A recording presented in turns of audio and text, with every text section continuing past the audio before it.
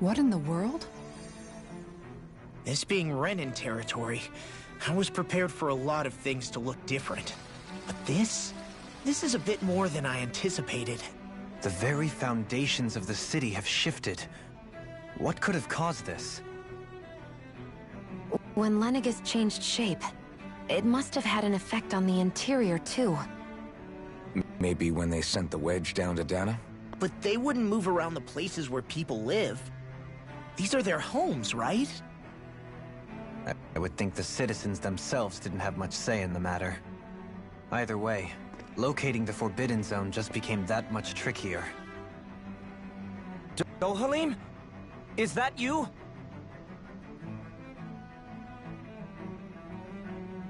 Avakir, I'm glad to see you're well.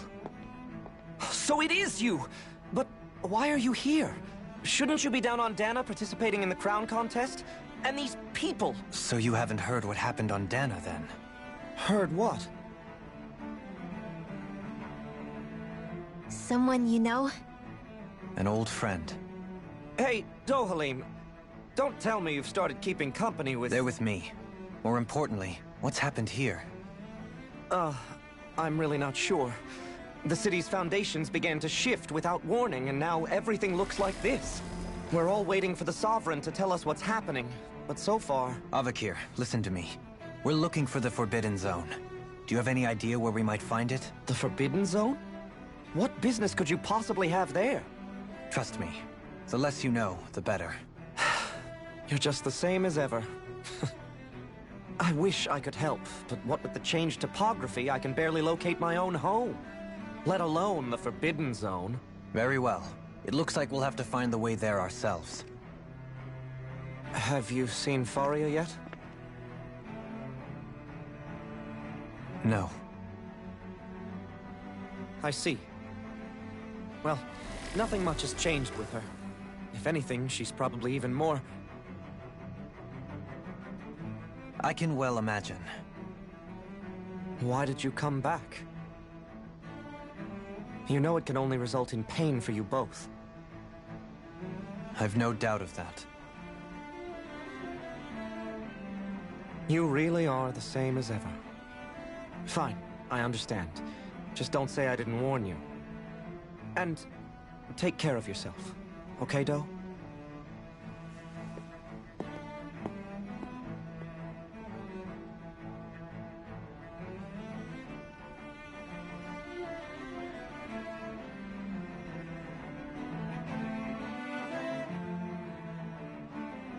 So who's Faria?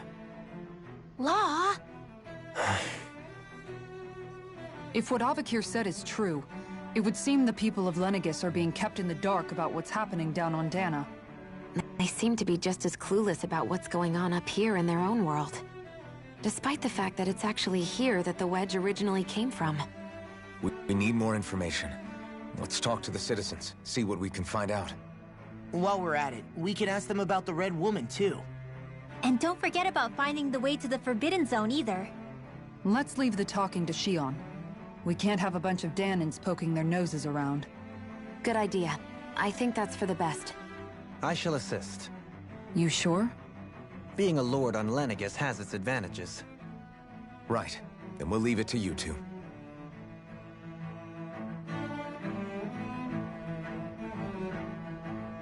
The Danans among us should probably keep our heads down.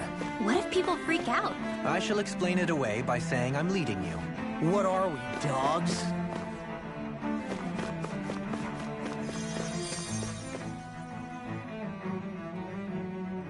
Oh, dear me. What an unspeakable mess this has all become. Just look at the state of our city. Even the Zeugles have stopped heeding our commands. Whatever did we do to deserve this? You really have no clue what might have caused this? Would that I have. Alas, there was no warning, no prior decree. His Highness must have deemed it unnecessary for us to know. We have no choice but to grin and bear it. But do my eyes deceive me? Could I really be standing in the presence of his lordship, Dohalim of the House Ilkaris? I believed he was on Dana. Your eyes do not deceive you. It is I, one and the same. I have returned to fulfill a special duty, the details of which I cannot divulge. As your lordship wishes. First Lenegis mutates beyond recognition, now this unexpected visit. The Sovereign's plans are inscrutable indeed. The Ilkaris house has produced a great many lords over the centuries. I shall be praying for your victory in the latest crown contest. Your good wishes do me an honor.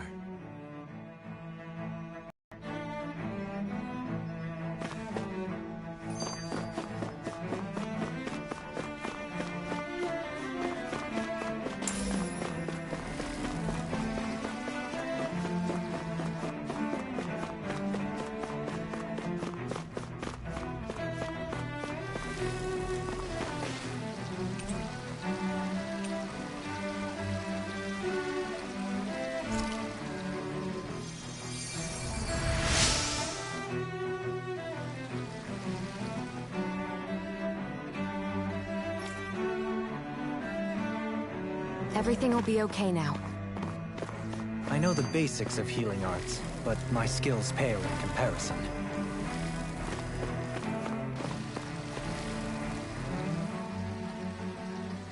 Your lordship! Oh, what a great honor it is to finally meet you. I descended to Dana during the last crown contest also. Alas, when the contender I was backing failed to clinch the title, I returned. I witnessed the deaths of so many slaves. Indeed. Sorry to interrupt, but we're looking for a woman dressed all in red. Have you seen anyone of that description? All red, eh? No, I can't say I remember anyone like that. I imagine she'd stand out somewhat, too. Yeah. What about down on Dana during the crown contest? You didn't see anyone like that hanging around the lord you were serving? What's with all these questions? I've never seen her, okay? Not recently or otherwise. Why do you want to find her anyway? Never mind. Forget I asked. Sorry to take up your time.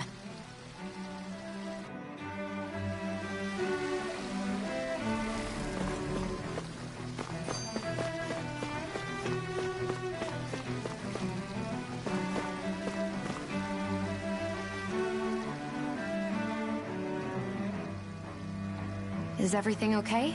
You look a little lost. Oh, yes. I can't seem to find my way home, is all. I was just about to make my umpteenth attempt at a new route. I was hoping to head this way myself. The situation is a real pain, huh? I suppose the Sovereign knows best. I daren't stay here too long, though. A lower caste can only linger around these parts for so long before I outstay my welcome. I was hoping to avoid it, but maybe I'll have to go that way after all. You mean you know another way round? Lord Dohalim Ilkaris! But how? Last I heard, you were in Dana competing in the crown contest. Yes, strange, isn't it? If you know another route, we'd be grateful if you could tell us. But of course. Please forgive me. There's a wall that sprung up ahead of here, with what looks to be an entrance in it. I thought maybe it was a passageway between the different quarters, but I've no way of knowing for sure. It's worth investigating, at least. I shall go and assess the situation. In the meantime, wait for me here. If it looks safe, I'll come and let you know. You'd really do that for me? A lord troubling himself for someone of my lowly status? Our lot in life is of little consequence. We are both Renin, first and foremost. Oh, why yes, my lord. Thank you.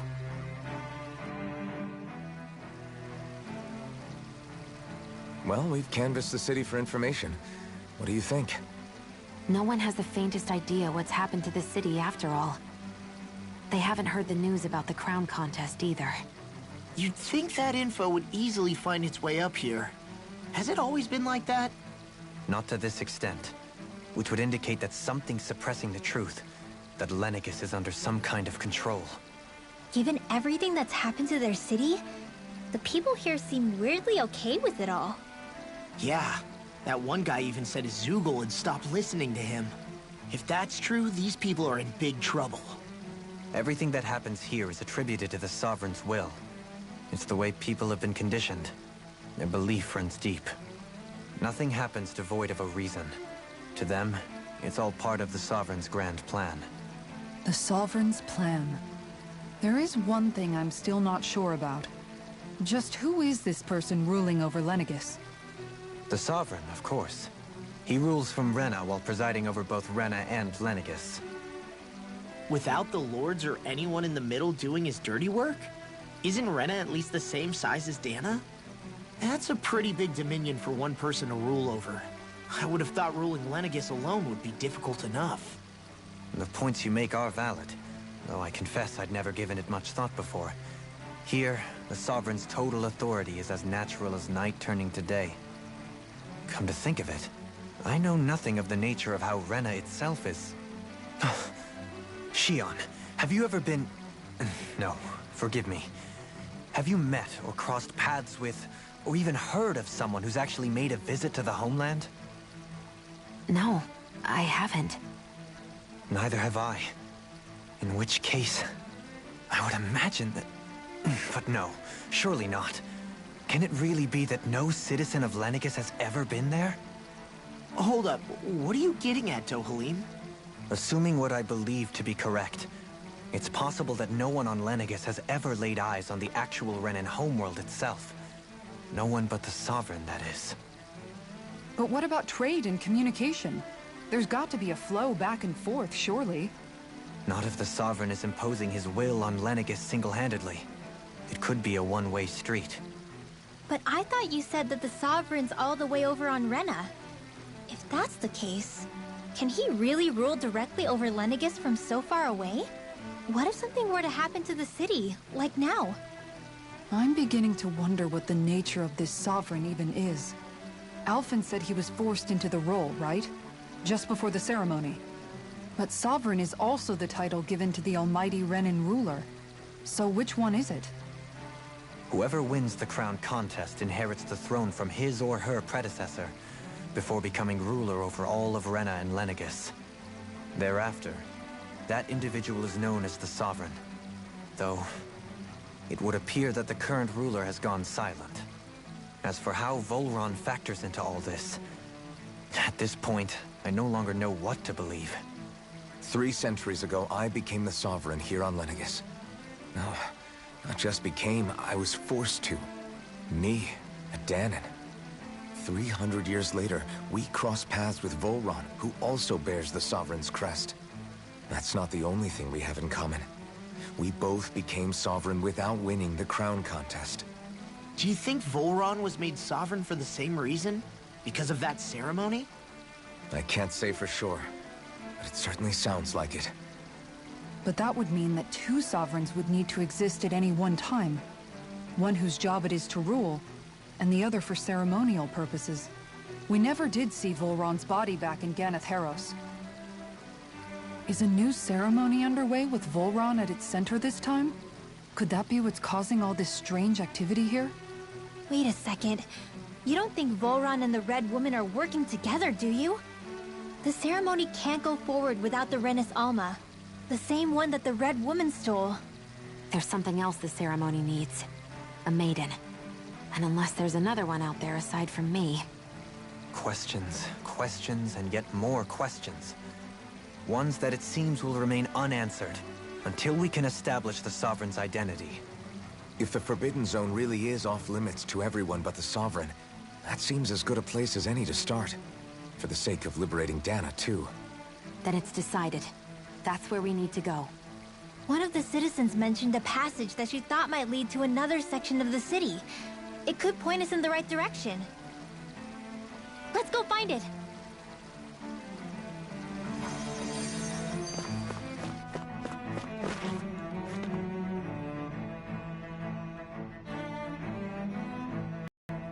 With nobody left to run the show, I wonder what the people here are supposed to do.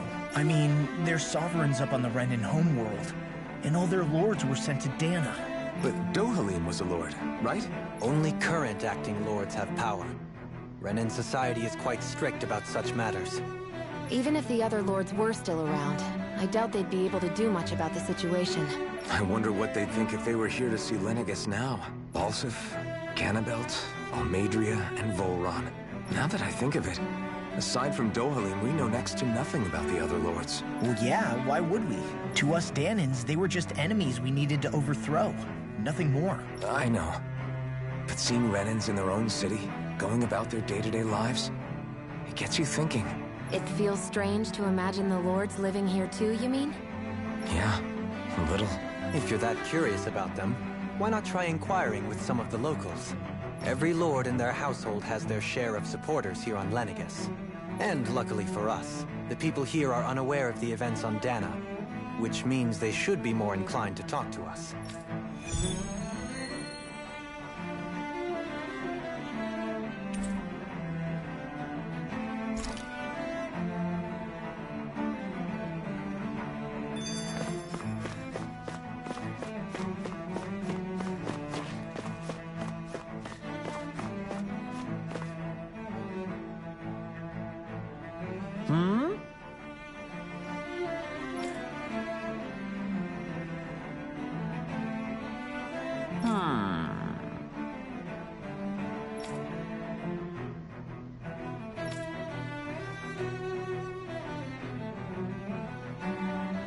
Yes!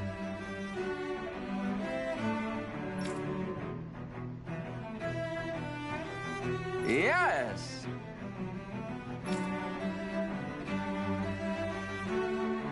Balsef had it in him to care about someone other than himself? Really? It's possible. A change in position can do much to alter one's perspective. So even he might have had something he wanted to protect.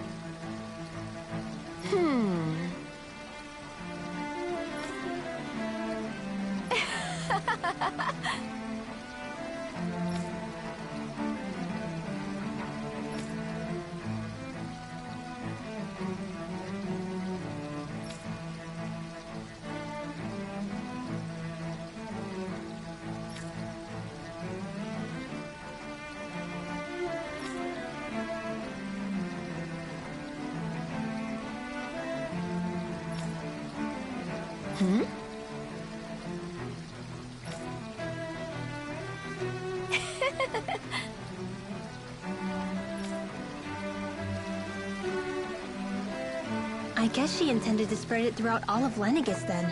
Good thing the lines were down so she couldn't. It almost sounded like she was praising them too. Maybe there was more to the guy than at first glance. I shall refrain from commenting.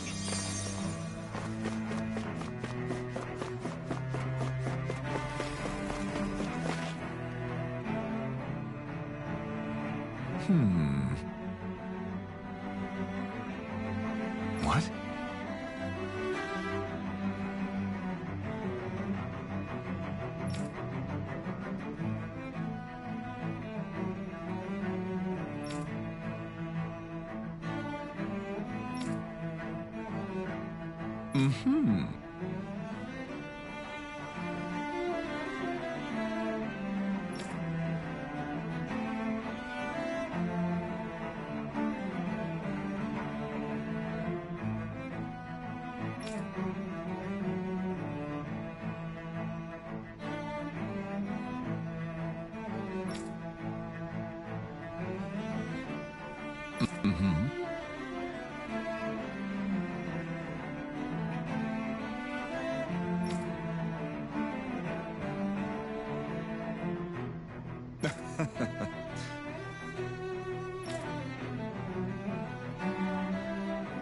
Ganabelt was so horrible to people, yet he was invested in helping Rena succeed.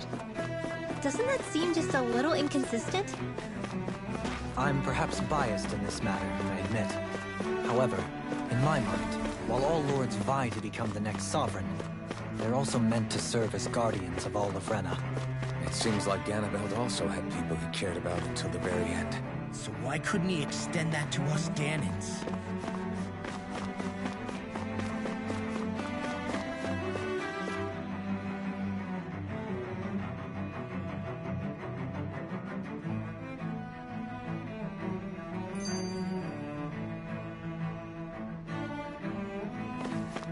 This area doesn't look as badly damaged as that other district we went through. Indeed. The effects of Lenegis' transformation appear to be less pronounced here.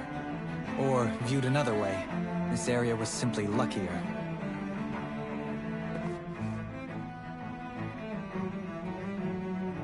Pardon me.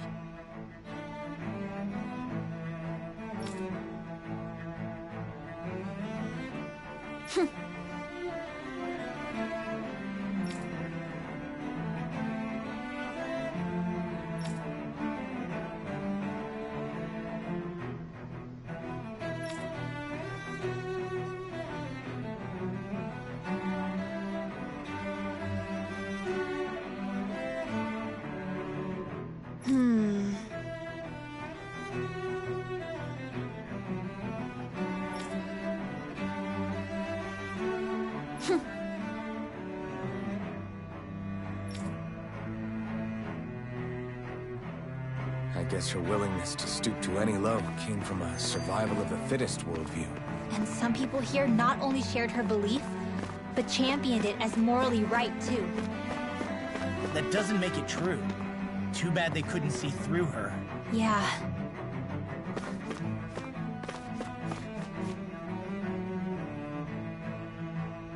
Ridiculous. Okay.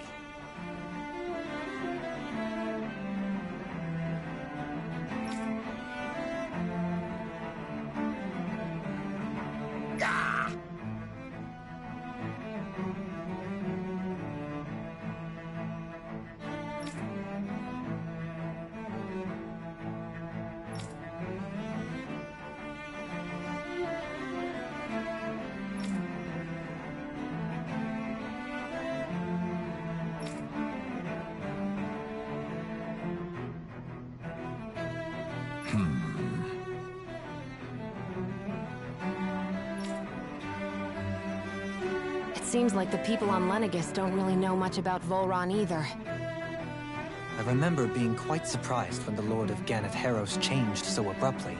Didn't you have any doubts that something suspicious was going on? On the contrary. Remember, we Renans are raised to accept everything at face value.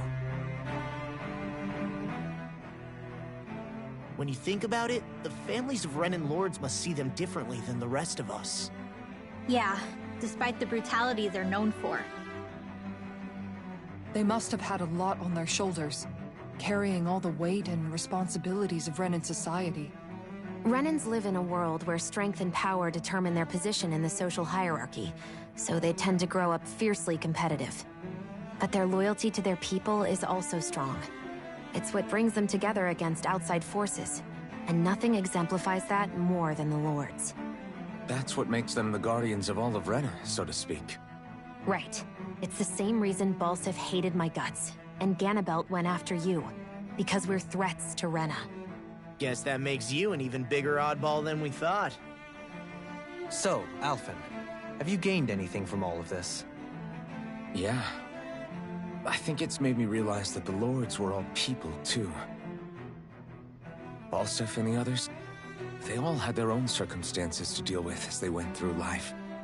Yeah, but still, just because they had loved ones in their lives doesn't mean... I know. What they did was horrible. I'm not trying to dispute that. But at the same time, they weren't incomprehensible monsters either. They were individuals, just like the rest of us. So I guess what I'm trying to say is... You're saying that they weren't bad because they were Renans, or because they were terrible monsters. Even if they did terrible things, they were still just people. Rinwell. Am I wrong? Not at all. Being a Danan doesn't make you a good person. And being a Renan doesn't make you a bad one. I think that's something we've all seen. Xion and Dohalim definitely make a good case for it. And I'm going to keep doing my best to make sure I earn that trust. As a fellow human being above all else.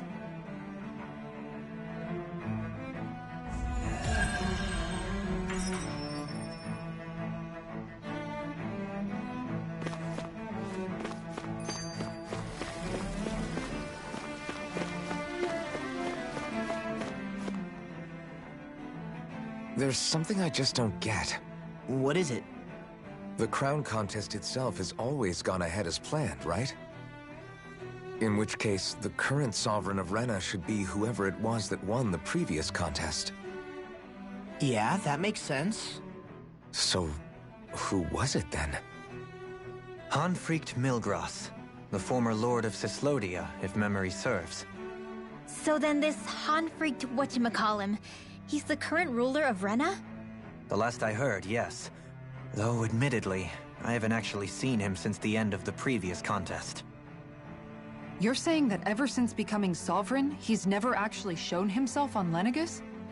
I guess over holocom maybe, but not in the flesh. Same thing goes for the Sovereign that came before him. Now that you mention it, I don't recall anyone ever visiting Lenegis from the motherland, Sovereign or otherwise. And that never struck you as a little bit odd? When you live here, it's as if you're conditioned not to notice all these strange quirks and discrepancies. The question is then, by whom? And to what end? A new Renis Alma is supposedly created to coincide with every crown contest, meaning each victor is awarded their very own. In other words, if that's true, there should be as many of the things out there as there have been contests. True, but going on what we witnessed in Pelagian, it didn't look like the sort of thing that could be made to order. But if even the victor's speeches have been part of some grand deception, then where are they? Quite frankly, I'm not even sure what to believe anymore. You and me both. Though we are Renin by blood, neither of us even knew that such a thing as a Dark Master Core existed, remember? With any luck, the Forbidden Zone might give us some answers. No use standing around here chatting about it then. Let's get a move on.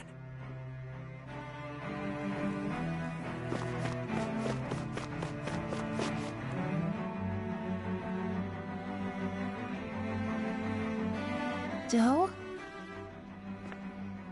Faria. Varia? Isn't that the person that Avakir guy was...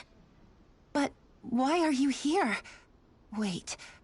Don't tell me you've given up on the crown contest and come crawling back home from Dana already. Nothing to say? Even though you were willing to kill Tarnigan to secure your position as Lord, you still... Kill? I'm here to take care of something. If you wish to continue this conversation, I only ask that you wait until I'm finished. Oh, of course. You always did prefer to take the coward's way out. Even after 7 years and living on that Danon rock, you haven't changed one bit. But let me tell you, I haven't changed either.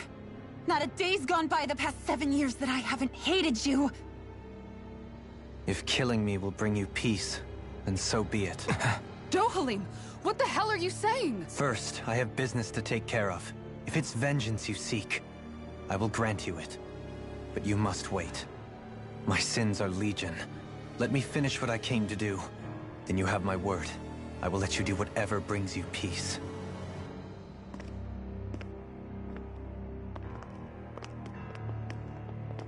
Sure, that's it. Run away like always. You don't even have the courage to die. No wonder you leave it to someone else. You're just a coward!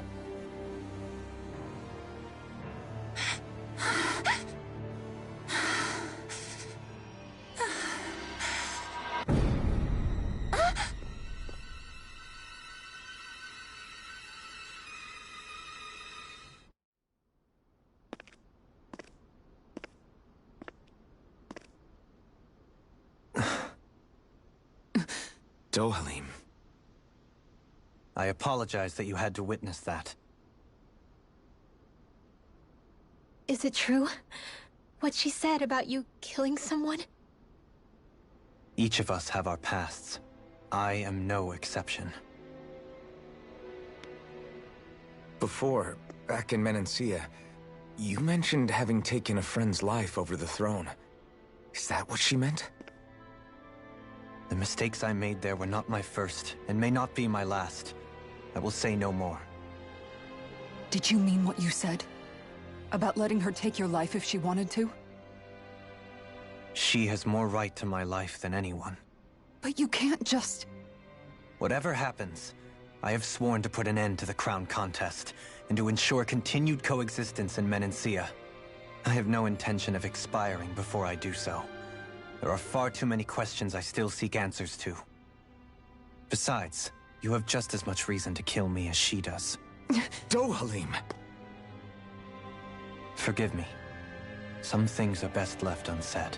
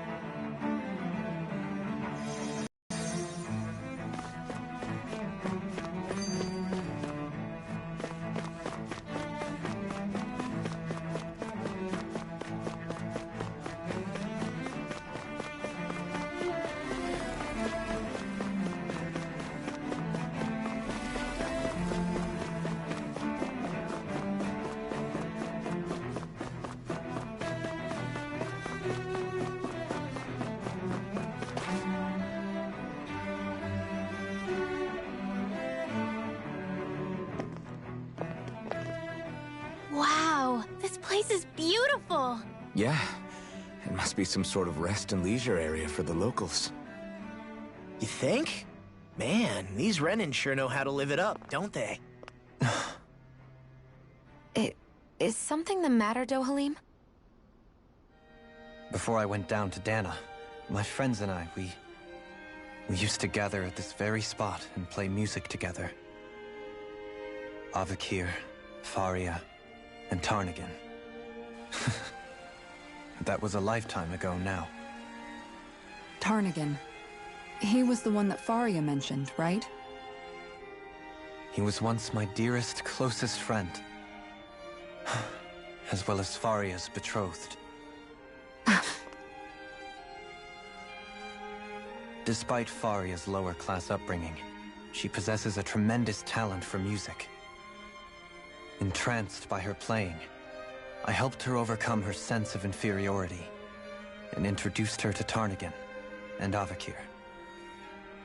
It was a time of great joy.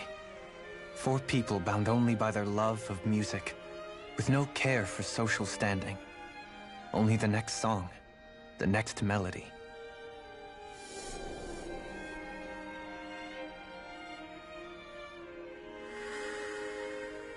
A friendship based on mutual respect, and a society where everyone is a prisoner to their social class. You really are different, Dohalim.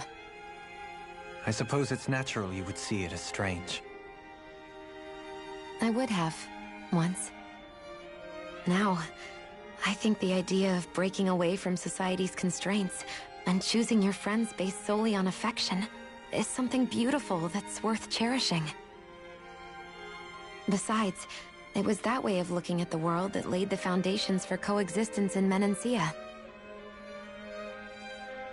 Your praise does me too great an honor. I was merely following the wishes of my own heart. And even then, it only lasted until the crown contest began. After that, Tarnagan and I became fierce competitors for the position of Lord. Tarnagan had fallen for Faria. By becoming Lord, he aimed to wrest her from her humble origins and raise her to the highest echelons of society. But fate was not so benevolent. What happened? Tarnagan was no match for me in combat. On a level playing field, he wouldn't have stood a chance. But he was desperate and low on options, and he couldn't stand the thought of defeat. You mean he resorted to dirty tactics to try to win, right? But then why does Faria think... Wait. Don't tell me she doesn't know. How could I tell her? Combined with the trauma of losing her beloved, and by her friend's hand, no less. She would have been devastated.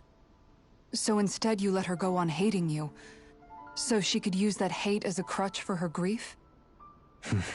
That's not the same as running away, though. It is exactly the same. Unable to face the loss of my friend and the burden of my duty. Instead, I decried my fate and looked away from what I'd done.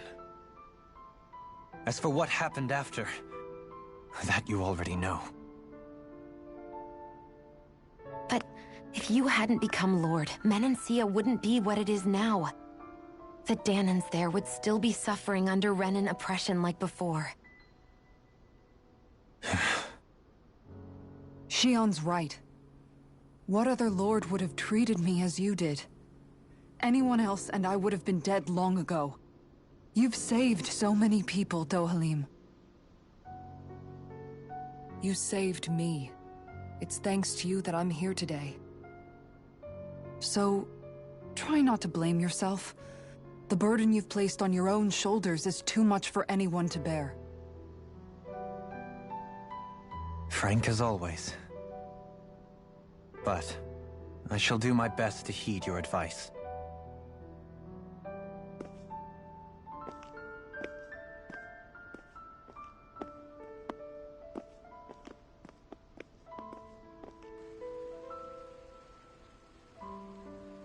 Do you think he'll be all right? Yeah, I think so. He's got Kisara. It's important to have someone like that.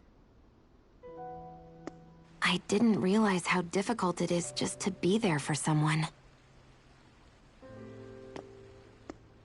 Sometimes just knowing someone's on your side can be enough. And he knows, Shion. I promise he does. I hope you're right.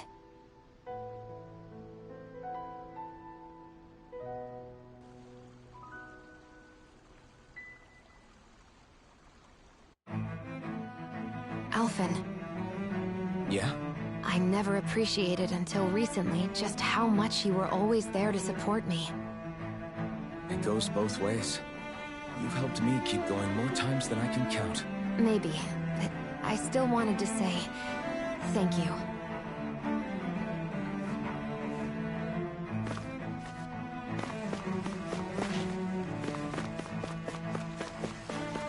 I see a medic and supply officer over there. If they know you're with me, they'll likely offer their assistance.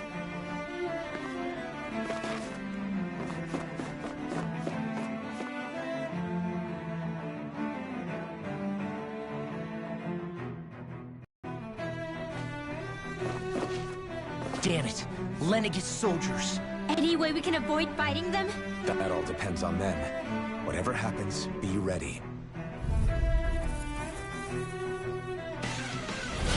Well, so much for them not wanting to fight. Ho! I am Lord Dohalim of Elden Menancia. I command you. Threats to the city must be erased. No. Have they been brainwashed too? Brainwashed or not, if they want to fight, they got one. You're through! Now you see what I can do! Split it open! Be like it! I'm just getting started!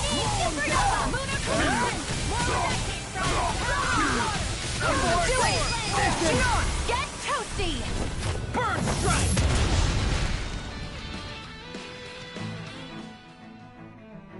Those soldiers seem different from the citizens we've come across so far. Yeah, they weren't big talkers, that's for sure. They just attacked without warning. They weren't in the least bit fazed by Dohalim's presence either. Indeed. They seem to recognize us as enemies, nothing more. And yet, traditionally, Lenegis hasn't been high on threats. A few frenzied Zeugles during experiments here and there, but not much else. Their glazed-over eyes reminded me of the soldiers and slaves we met back in Ganath Harros. The ones in blind devotion to Volron. I've never seen anything like that here on Lenegis before. Maybe someone doesn't want us here, and the soldiers are their way of letting us know. What with the Red Woman, the Sovereign, and Volron, You're starting to develop quite the growing list of adversaries. At least we'll know to keep our wits about us.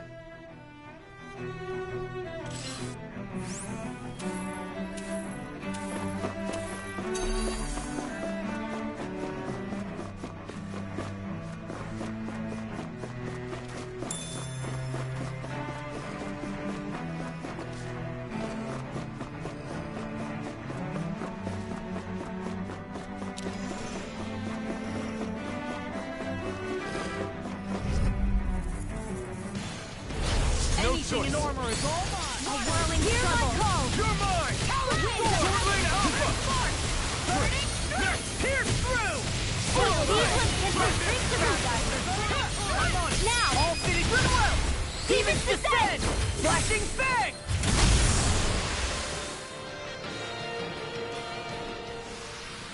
Step back! This one's all law!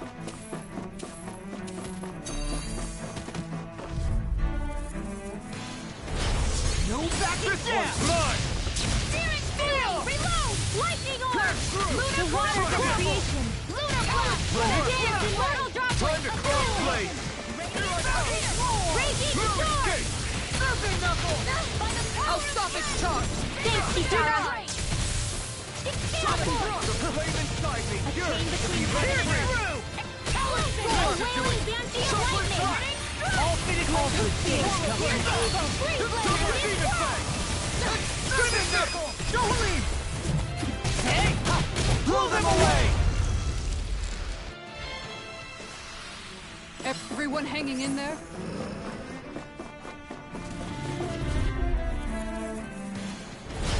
No backing down! Bring them down! Leave your torch to me! This one's mine! Fire support! Listen! Prepare to be quiet! Take down their defenses! Do it! Not on my watch! Steel! Here I go! Severing wind! Come and get it! Devastation! Enough! That's enough! Vanish without a trace! Nice. No scratches on my shield or my armor.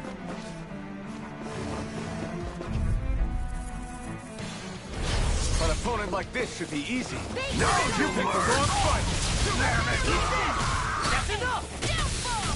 I'm on it! Take this! It's like trying to keep up with a wolf!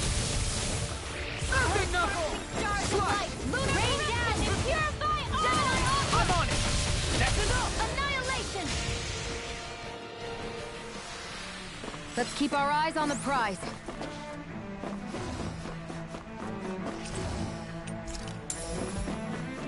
Those soldiers don't seem to have any qualms about attacking on sight. Is someone making them stand guard over the Forbidden Zone?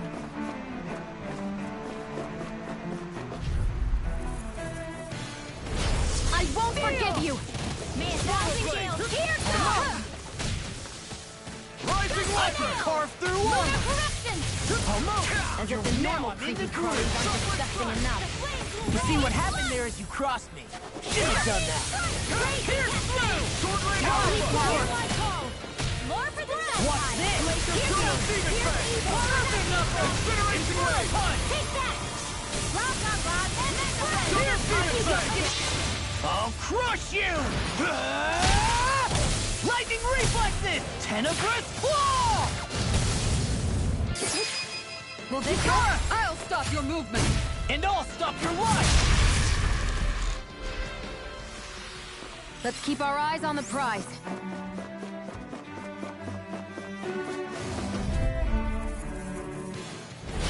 No choice! you got spirit! Ready at my watch! Burn! Damn it! It's weakened! This ends now! I'm a true gunslinger around here. Report! Mission! No further! I'm on it! Come and get it! Freeze Lancer! Onward and upward.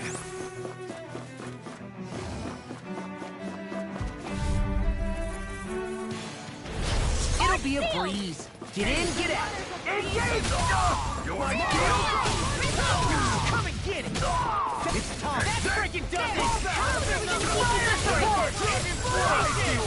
Do this all Not in your dreams! Infernal Dodge! Eagle Dive! Stone Blast! That's enough! Run well! Demon's Descent! Flashing Fang! The water's magic is out! Tidal Wave! Watch this! Alvin! This ends now! Consider yourself finished! You're wide open! That's enough! In here! I'll end you! Measure Storm! Leave the ensnaring to me. Yeah! And the pummeling to me!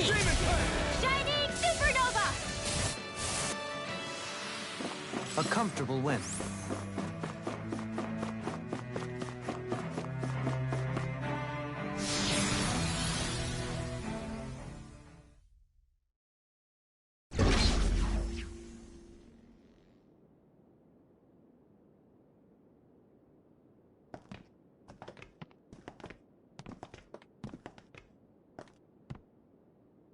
This must be it. The entrance to the Forbidden Zone. But it's just a wall. How do we get through? Whoa, we? I thought this was Sovereigns only. Alvin.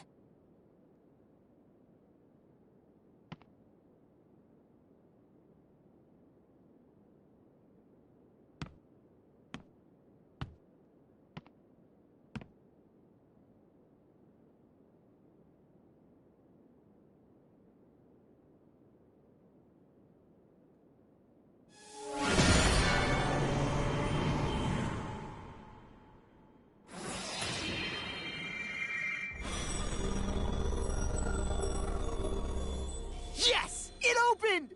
Interesting. If Alphen's presence still opens the way, it would seem the Sovereign of 3 centuries ago and now are considered one and the same. What? What the?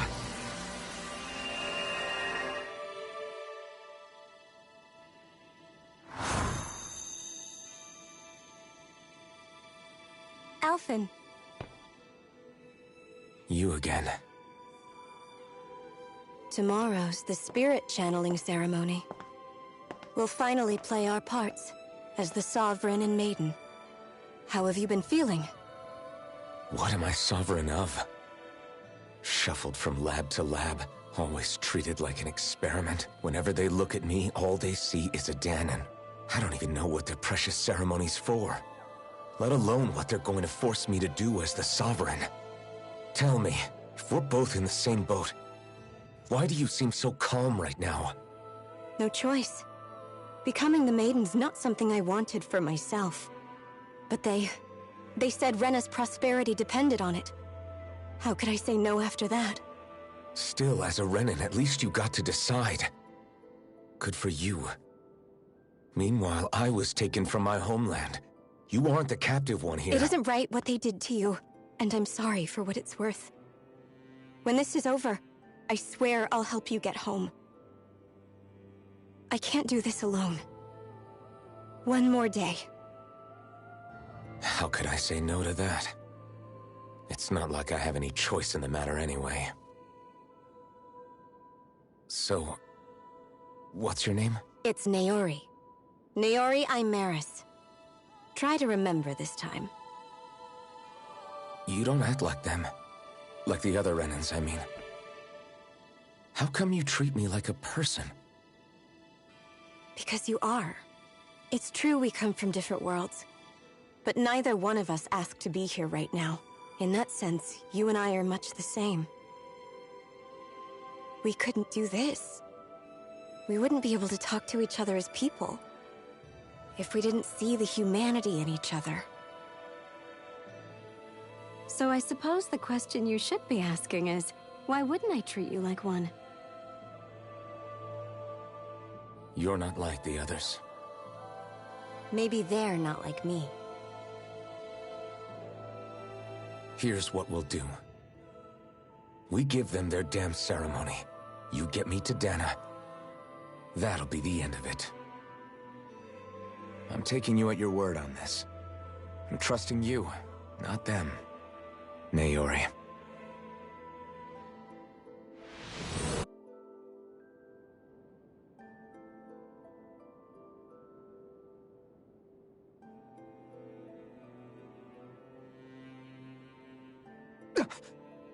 What the hell just happened? That vision. Did everyone else see it too? That person Alphen was speaking to. She looked exactly like Shion. It was Naori. Naori Imaris. Isn't that right? Yeah, that's right. She really does look like Shion. I'm beginning to see why Alphen was so confused. That's all very well and fine, but what did we just witness exactly? It was too real to be a mere hallucination. It was a conversation we had 300 years ago. The night before the ceremony. You mean all of that really happened? We just saw an episode straight out of your past? But how is that even possible? Unless... Could this be the Red Woman's handiwork too? No, I don't think so. Why not? You guys didn't feel it? The moment the entrance opened, it was like a stream of Danon astral energy rushing over us. I felt it too. And not for the first time either. It was the same sensation as back inside the wedge. That would make sense. After all, vast amounts of Dana's astral energy were being siphoned and sent up here to Lenegis. For all we know, perhaps we're close to the spot where all that energy was stored. So you think it might have been the energy itself that was responsible for that vision we just saw? But how? And why? We have no way of knowing. Maybe it's not even as deliberate as all that. Shion, you okay? Yeah. It was all just a little sudden. That's all. So that was my ancestor, huh? It was like looking into a mirror.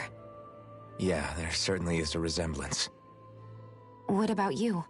How are you holding up? Me? Even putting aside the question of where that vision came from, it's likely we'll see more of those. Reliving painful episodes from your past. Do you think you can handle it? I can't just pretend like the past never happened. Besides, if it helps us uncover the truth of what that ceremony really was, it might also lead to answers about your thorns. Alphen. That's not all. This whole time, we've been fighting to free Dana from the Renans. But now that we're here, it seems those same Renans might have it just as bad. I'd like to liberate them too, if I can. Which is just another reason I can't afford to shield my eyes from the truth. Whether you're on Dana or somewhere else, you always stay the same. Your indignation and righteous passion, your desire to free and protect, they're all hardwired into you. Not that I'm complaining. Come on, let's bust this thing wide open. Nobody's here. Stay sharp. After that last illusion, there's no telling what could happen in here.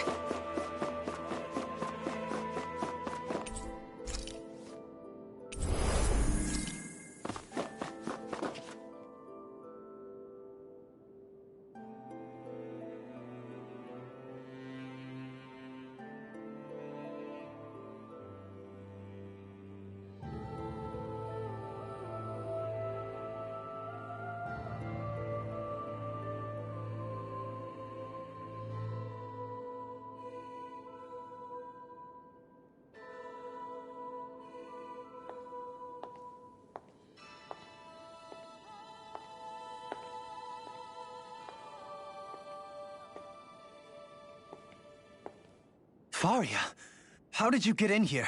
Wait, something about her isn't right. What's wrong with her? She doesn't even seem to know where she is. Yeah, you're right. She looks just like the soldiers we encountered outside.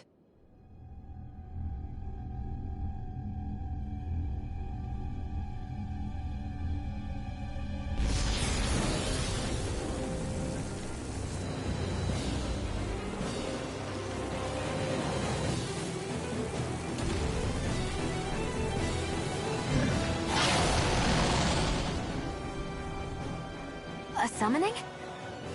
But that's preposterous. She never had that kind of power when... We can talk later. Here it comes!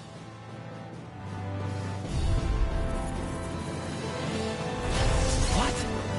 I've never known Faria to control Drugos like that before. How about with the stone that looks suspiciously like a master sword? What the... Where did she get her hands on that? First we handled the Drugos. Then we kept some answers.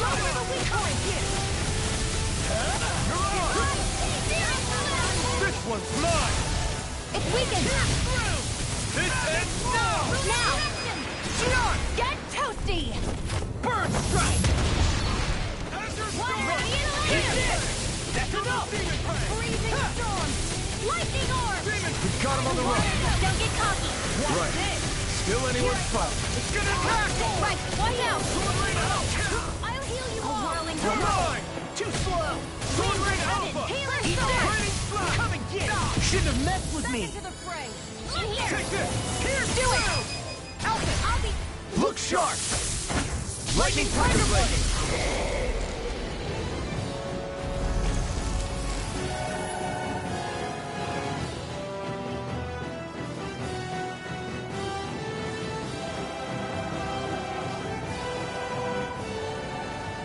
Now it's just her! Faria, can you hear me? Faria! She's preparing another summoning! The art she's casting is way too powerful to control. At this rate, her body won't be able to take much more. Dohalim! Forgive me.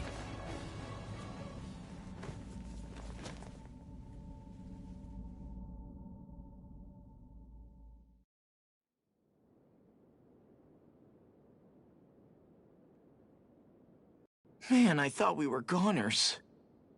Everything okay? Yes. She's only unconscious. Not her. I meant you. Shion, please. Can you treat her? I can try, but I can't promise she'll be back to her real self when she wakes up.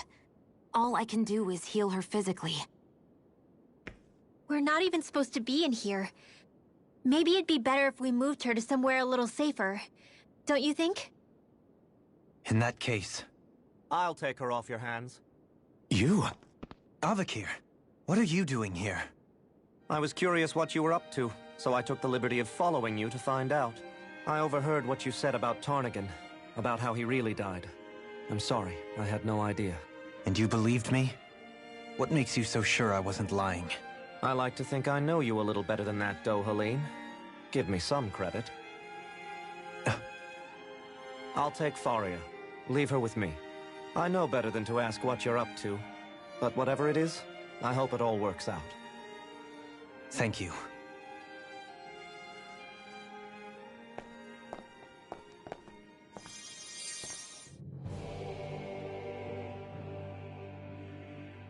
He seems like a good friend. He hasn't changed. He never was one to stand out. Instead, he was always hanging back, worrying about everyone else. As for Faria, it's always the closest to me who get hurt. You don't seriously blame yourself for what happened to her, do you? Somebody got to her, to strike back at me. Someone who knew me well enough to know that I'd hesitate to fight back. And the same goes for you as well. Neither you nor Faria would have lost loved ones, if it wasn't for me. You're wrong. Kelzelik was the one who killed my brother, under orders from Almadria. As for Tarnigan, if it weren't for the crown contest, he'd still be alive. That and the whole damn hierarchy that makes it possible. But that's why we're fighting. To put an end to this whole messed up system that treats people as expendable. Indeed. Ridding society of this blight is really the only way I know how to atone for my sins. You can't atone, Dohalim. I know it hurts to hear, but those people are dead. No amount of soul-searching or trying to make amends is going to change that. Forgiveness, acceptance, those ships have sailed. So I just forget the harm I caused? No, the opposite, in fact. You remember. You never forget. You keep it in your heart always. And then you go on living. Not for those already past, but for those still alive. For those still alive. Kisara's right. So long as we've still got breath in our bodies, we can make a difference in the lives of others. Lives being the operative word. That's what living's all about. Being able to still make a difference. Punishing yourself for the past won't make the pain of your conscience go away. Only fixing the problem in its stead. Is that what you're saying? That's right. You have to live for tomorrow, Dohalim, not for yesterday. And not only that, you need to live for yourself, and for the change that you still can be. I shall try. Don't forget, we've still got a mystery to solve. The Forbidden Zone, remember? Shion. Huh? Thank you. You have my deepest gratitude for what you did for Faria. Glad to be of service. I'm glad we could stop Faria without hurting her. You all did much for her as well. I'm most grateful. Oh, shucks. We're...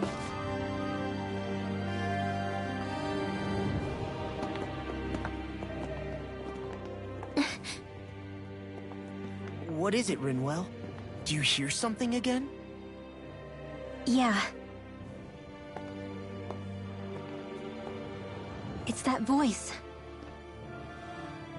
The will of Dana's astral energy.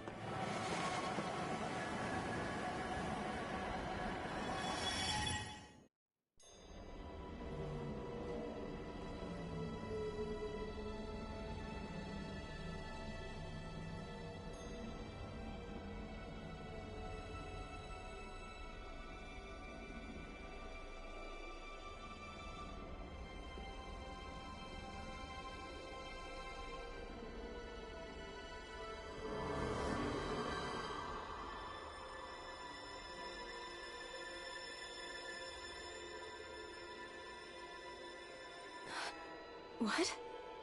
There's so much astral energy. But where's it all coming from? It's almost like it's alive.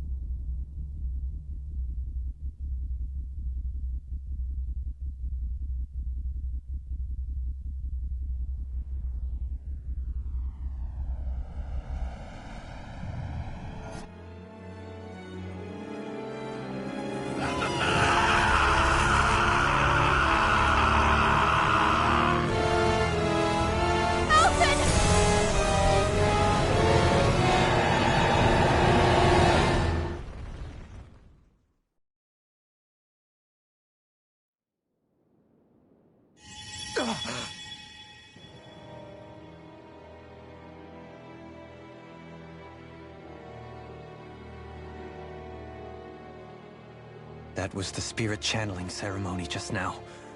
No, it was more than that. What the hell was that? It felt like everything was on the brink of... like the whole world was seconds from... Oblivion. It's the same vision as the one my thorns show me. A vision of impenetrable darkness that swallows up us and everything else. An empty void. A nothing so complete and dominating that there aren't even words to describe it. The end of time. The visions of the apocalypse you've been seeing. If I'd known how bad they were,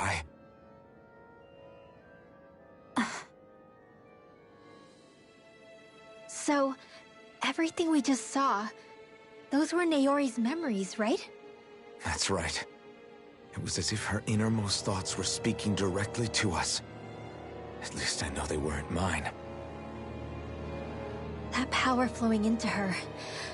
It reminds me of Shion's thorns. If they're what's responsible for all these visions she's been having, then maybe... Maybe my thorns are made from that same astral energy? If that is the case, We just found the missing link between your thorns and what happened here 3 centuries ago. No, more than a link. Perhaps even the very heart of the matter. I've never felt astral energy so powerful. What was that? If it's the same energy your thorns are made of, it must be dark astral energy, right? And isn't that something only Renans have? Correct. Dark astral energy is possessed by Renans alone. And when enough astral energy gathers together, it develops its own form of sentience. If so, maybe that complete oblivion is exactly what the Renan astral energy's will is wishing for. But why? I don't know. Will can be a pretty vague thing to nail down. It's more of a feeling, just like the will of Dana. But the will of Dana is made up of astral energy too, right? And if that's what's been showing us these visions... I don't know, should we really be getting so involved with this thing? Dana's will would never want oblivion. But you can't say that for sure. Cut it out, you two. Squabbling over theories will get us nowhere.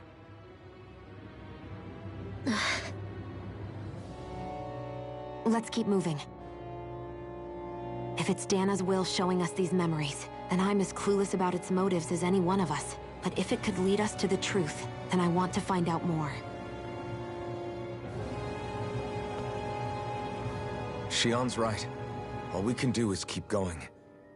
If these really are Naori's memories we're watching, there could be truths in them I was never aware of. And I think they may be the kinds of truths I need to confront if we're going to keep fighting. I'm sorry about what I said earlier. Come on, let's go. Finally, we begin to understand what the thorns are. Yes, and their source. A ceremony that occurred 3 centuries ago. But we still don't know how to get rid of them. I just hope we can find a way.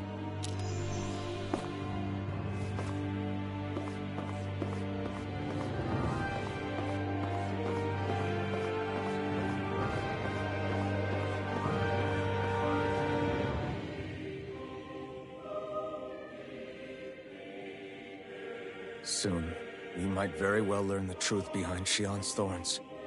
As well as my own past. I have to be ready to face anything. Whatever happens. I'm determined to save Shion and Dana. Nothing I learn can change that.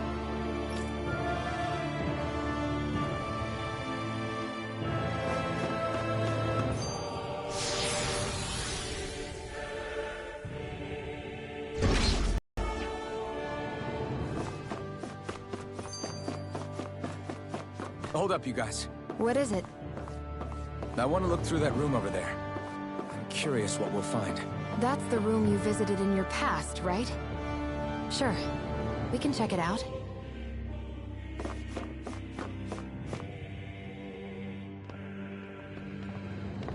This looks like some kind of research facility. A laboratory secreted away in the Forbidden Zone. Why am I past being surprised at this point? Looks pretty deserted. Let's check it out. It might give us a new lead.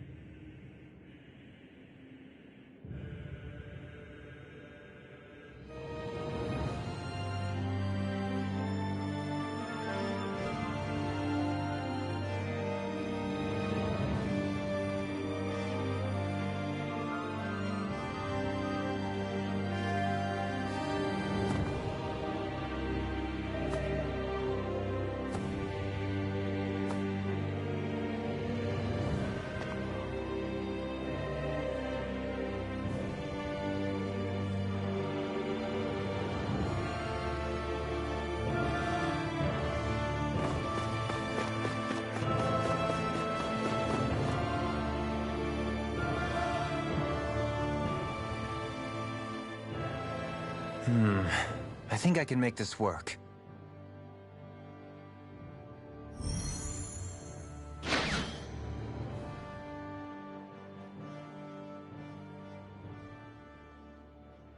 Well, can you make head or tail of it? These are experiment records, by the looks of it. Reams of them, dating back hundreds of years. Let's see. A composite being capable of controlling Danan astral energy so as to convert its molecular and elemental makeup. The creation of a governing central figure, taking the form of a Danan. Codename Sovereign. Sovereign? Wait, there's more. Research into utilizing force field crystals for the purpose of stable astral energy containment. That must be the Master Course. With all this raw data, there's bound to be records here somewhere about the Maiden and the Lords, too. About the Lords? Why would they be on there? Think about it. The Lord's crests are clearly of a piece with those of both the Sovereign and the Maiden. Not to mention the fact that the contenders to the crown are selected from otherwise regular Renin citizens. In other words, it may be that all Renins are unwittingly being made subject to some kind of grand scheme. What about the Sovereign? Does it say anything else? Where do I start? All I've read so far is the headlines. There's so much here. To sift through all of it would require specialized... Wait. What is it? Did you find something? It's a list of names, with the title, Test Subjects, Sovereign. It's your call. Read it. There must be dozens of test subjects listed here. Hundreds even. All of them failures. Wait, I think I've found one that was successful. Test subject number 1273. Ethnicity, NA. Unique adjustment index, generation, NA. Given name, Alphen.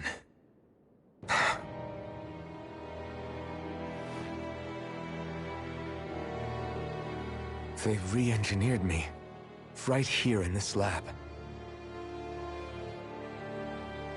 Alphen. It's fine, really. What about the others? Was I the only one? Test subject number 10105. Ethnicity, NA.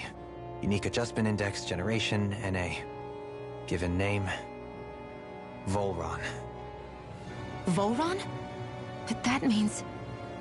He's only Sovereign because someone made him that way too. He's the last one. In 3 centuries worth of records, you and Volron are the only 2 subjects on whom the experiment was a success.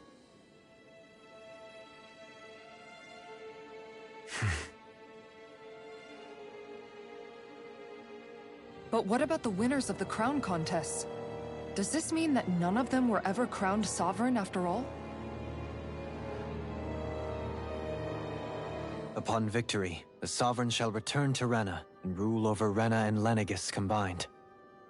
When a new Sovereign is decided, the outgoing monarch shall relinquish their post and live out the rest of their days on Rena. So we were told. But according to these records, there have only ever been 2 Sovereigns, neither of whom had anything to do with the crown contest. It's all lies, including the part about the Sovereign residing in Rena. The crown contest was never about deciding a new ruler. It must always have been devised for some other purpose. But even supposing that's true, someone must have been in charge for the past 3 centuries, right? If it wasn't the Sovereign, then who was it? Crown contests have been held this whole time, in spite of the fact that there was already a Sovereign. Me. Meaning that for the past 300 years, someone out there has to have been maintaining that lie. The same person I'm willing to bet is behind all this. The Red Woman? It's possible. But that doesn't necessarily mean she's the mastermind behind this scheme. She could be working for someone else. Someone back on the Renin homeworld. Either way, it's fair to say she's definitely involved somehow. What about the data records? Is there no other information that could help us? Not that I can see. Just file upon file of experiment results. There's nothing here about who's behind all this, or what their endgame is, unfortunately. I've barely managed to scratch the surface, mind you. You won't be able to read through it all, but you're welcome to take a look through what you can, while we're here. I'll do that.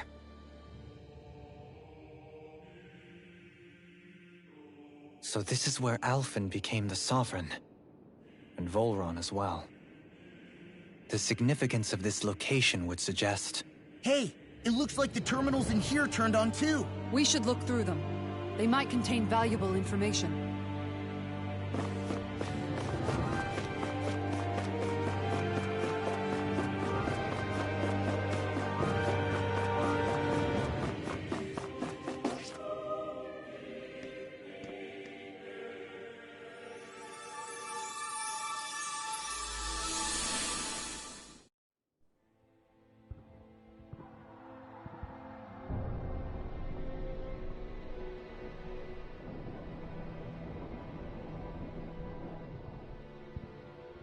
Naori, I...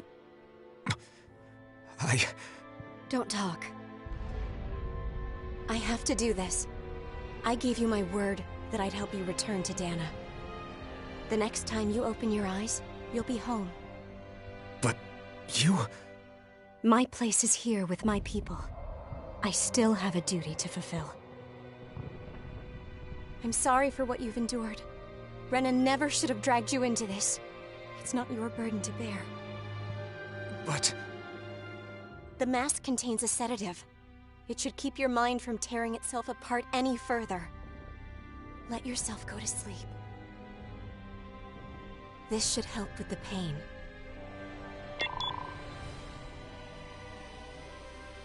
Time to go, Alphen.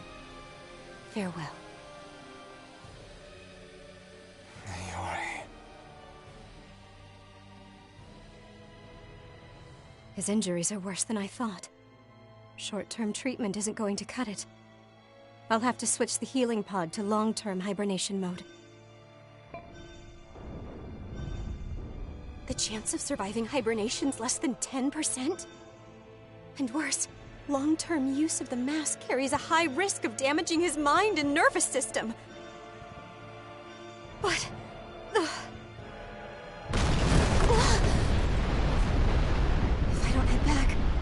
Lenegis will be nothing but ashes, and this starship along with it.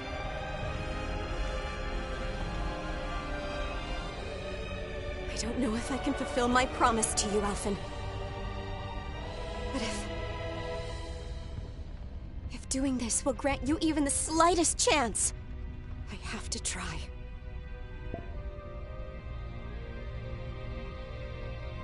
I hope it's enough.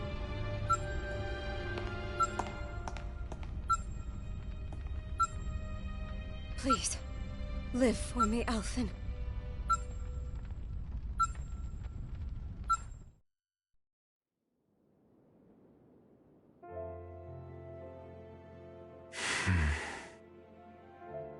That vision.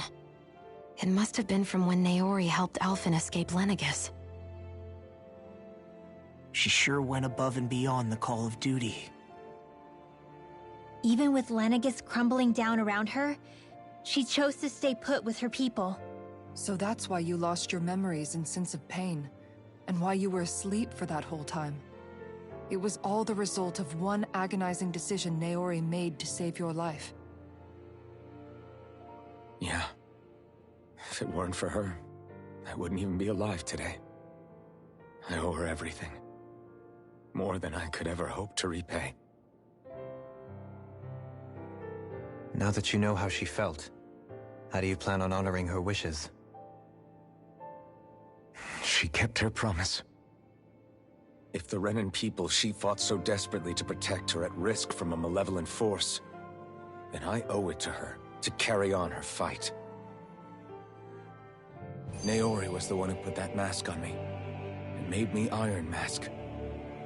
She did it to prevent your soul from tearing itself apart. She knew you might lose your memories and sense of pain as a result. But more than anything, she wanted you to survive. And you did.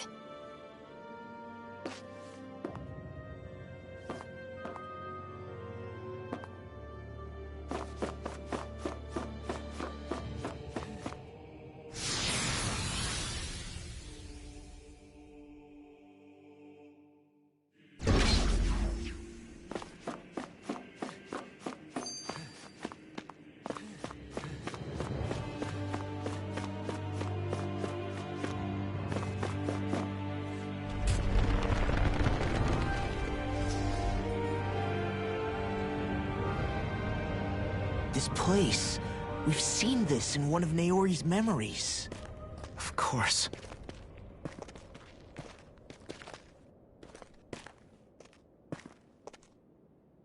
After 300 years, this is where it was held. The spirit channeling ceremony. This is where the Renis Alma was. So this is the place where you and Naori... The Renis Alma isn't here now. Nor is the Red Woman, it seems. I know it's difficult, Alphen, but there will be time to dwell on the past later. For now, we need to keep moving. Come on.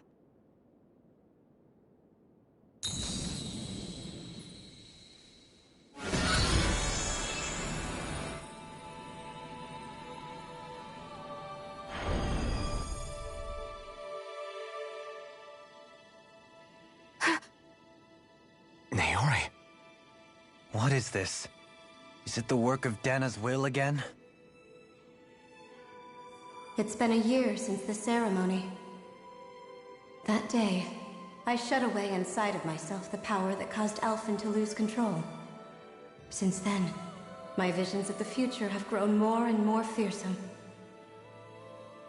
Is this another memory? No, it's different this time. It's like she's speaking directly to us. What we did back then. Not so much as a day passes when I don't think about it. About what was done to us. All in the name of a ceremony. The purpose of which we were never even told. As Sovereign, they linked Alphen's consciousness to Lenegis itself. The Renis Alma was intended to control his power, lest anything should slip through its cracks. That day, as Maiden, my role was to temper his power. I was meant to guide it forth, and give shape to the strength inside of him. Linked to Lenegis itself? But then, everything that's been happening... But that power showed me a vision. A vision of oblivion.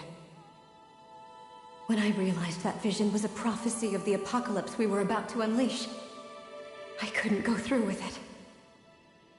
But without a maiden, the ceremony was doomed. Alphen lashed out, his consciousness no longer his own. I did what I could. Using my abilities as the maiden, I tried to seal that power away inside of me. But it was too late. Lenegis had already been brought to its knees. Thousands upon thousands of lives so cruelly snuffed out. All because of me. Because of what I had done.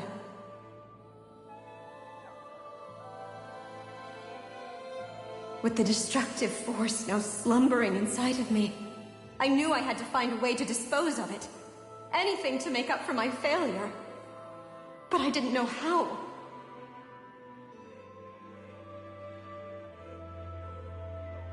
Especially since that power was astral energy itself.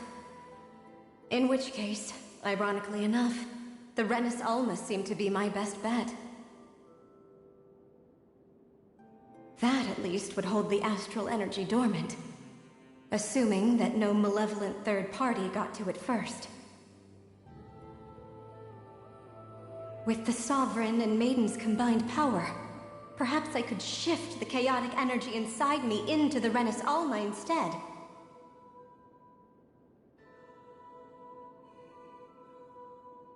That's what I hoped, but alas, it was not to be. The Renis Alma was lost, and Alphen the Sovereign was in a starship bound for Dana. My only choice was to seal away the destructive force inside of me using my powers as the Maiden, to buy the world what little time I could. The time needed for a new Renis Alma to be crafted, and for a new Sovereign to appear. Even if by doing so, it meant I would be passing the curse on to my descendants as well.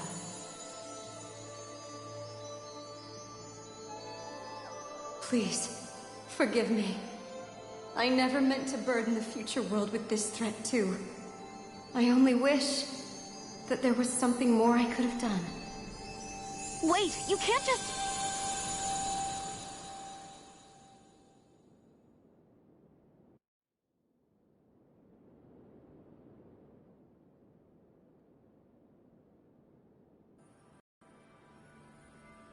Naori. That message just now, was it directly from Naori? Or was it the Danon voice speaking through her?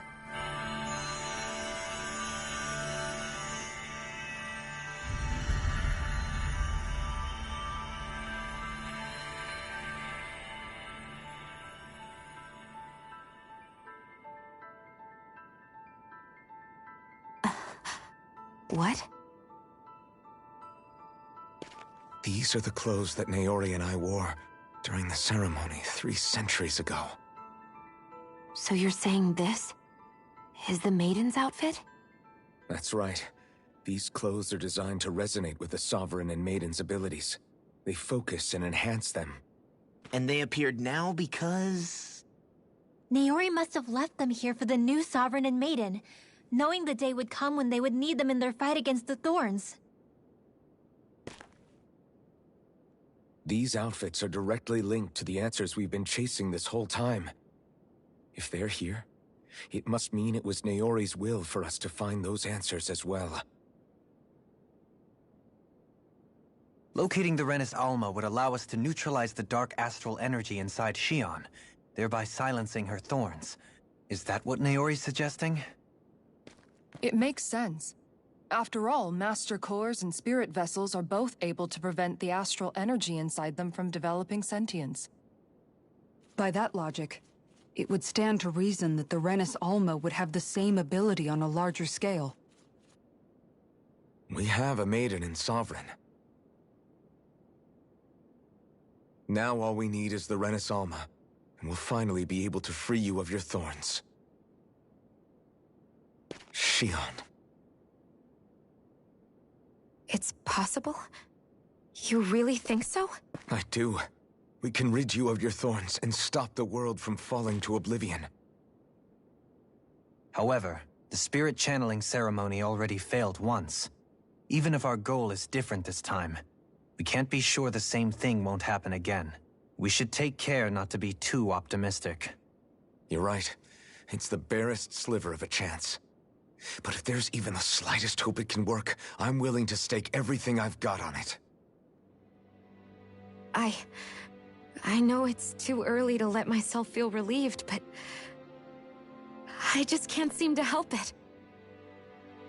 Just hearing there's the slightest chance, even though I know the world's still in great peril.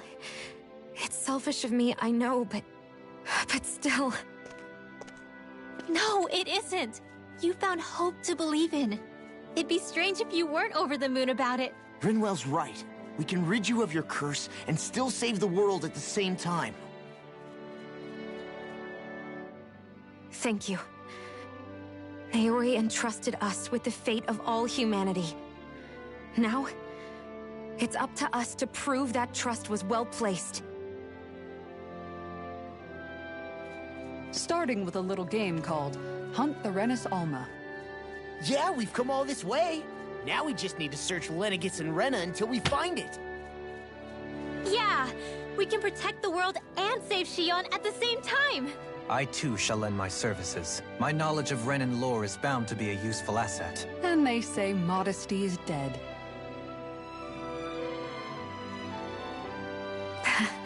Miracles just seem to follow wherever you go, huh? How do you know it's me they're following? We're all in this together, Xion. You included.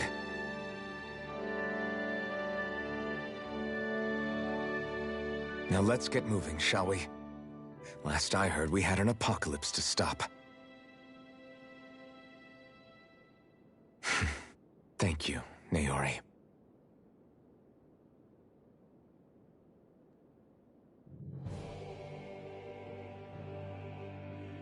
So Naori sealed away the power that made me lose control of myself. She stopped my rampage and saved my life. But then, that power she'd sealed away was passed down to you. I'm so sorry, Xion. It's my fault that you're cursed. You're wrong. What happened to you was because of the ceremony, and Naori's attempt to stop Oblivion. You paid a heavy price for it, and then fell asleep for 300 years. The reason you lost your memories is the reason for your curse. The thorns. It all leads back to them. But once they're gone, we can finally put an end to all this. When my thorns are gone, I never dared to dream that such a thing could be possible. No. The truth is, I think maybe I've always been dreaming about a life without my thorns. The touch of my family, or playing with my friends, holding hands with Rinwell, or giving Law a deserved smack, embracing everyone. All the normal things that people do together. I always wished I could experience them for myself, and finally know what they were like. Is it really okay for me to believe it can happen? I'm so scared of getting my hopes up. What if it doesn't work out in the end, and... That's not going to happen. I'm here to make sure it won't. Forget fate or destiny or anything else. We're going to live a normal life. There are a lot of things you still want to do, right? Yeah, you're right. It's such a strange feeling. I know that we've still got plenty of fighting up ahead, and it's for my sake, so I can live. You're worth fighting for. I believe you, Alphen. Good. I'll keep on fighting. For as long as it takes. Until our future is finally in our hands.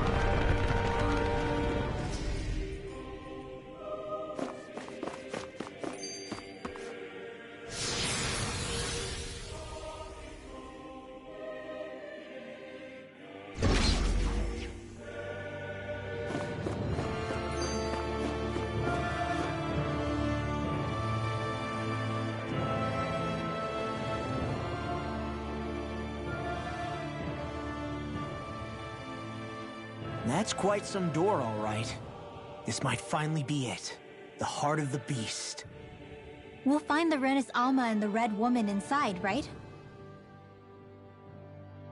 After everything we've been through to get here, they damn well better be. We'll probably be needing you to open this one for us, Sovereign. Go for it, Alphen.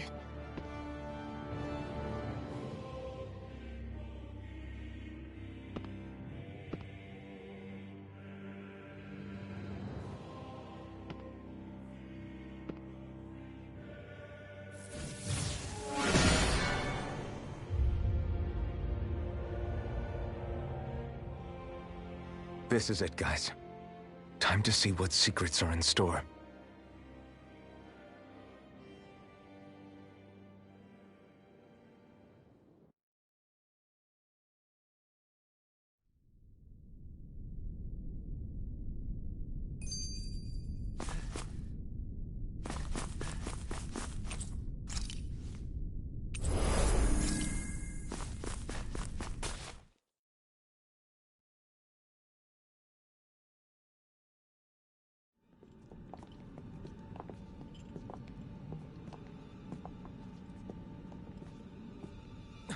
Volron! He really was still alive. And there's the Renis Alma. Then, is this another spirit channeling ceremony? Wait, though. Something doesn't seem right here.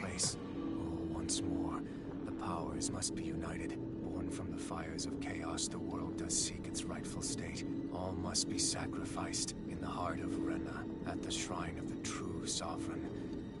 What has happened to him? He's lost himself, reduced to a mere cog in a machine. Hey, look! Over there! Isn't that the Maiden's crest? Can it be that this entire chamber is meant to act as a substitute for the Maiden? It looks like it's still running, but... are we already too late to stop the ceremony? If that's what caused Lenegis' transformation, then the purpose of the ceremony must have been to drain all the astral energy out of Dana. But for what purpose? What could possibly need astral energy on that sort of scale? I don't know. But whatever it is, I'll bet it's connected to those visions of oblivion. Regardless, we cannot stand by and let them steal Dana's energy. That said, we should retrieve the Renis Alma. Because right now, we need that most of all.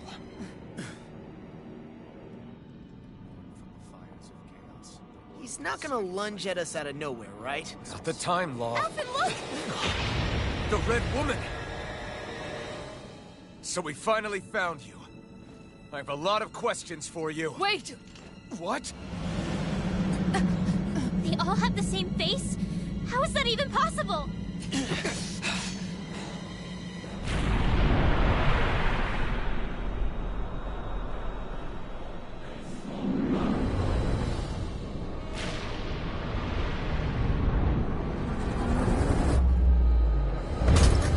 What is this? Who the hell are they? It can't be. Are they even people? It's hard to know for sure, but I think they're the true rulers of Rena.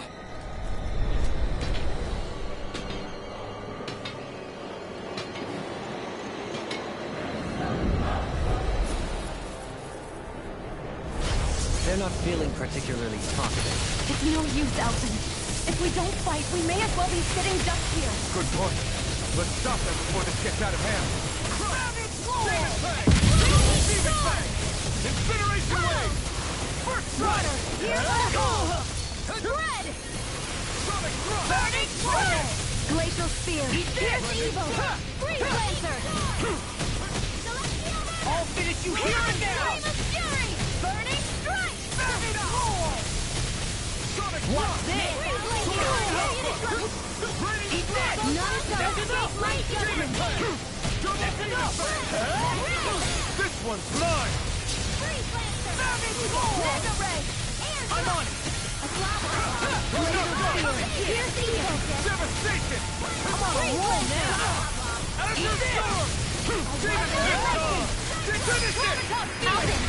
Astral energy! Say no more! Double Demon Fang!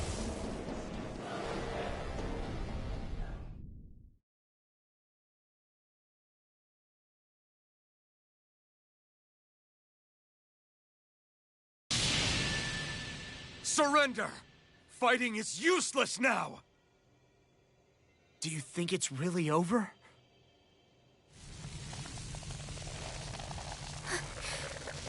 Astral energy. Watch out! They've got something up their sleeve!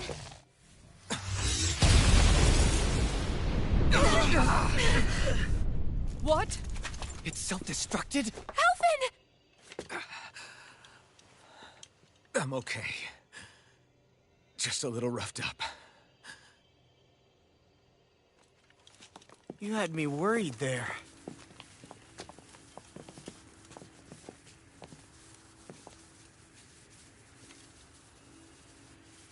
Who said you could touch that?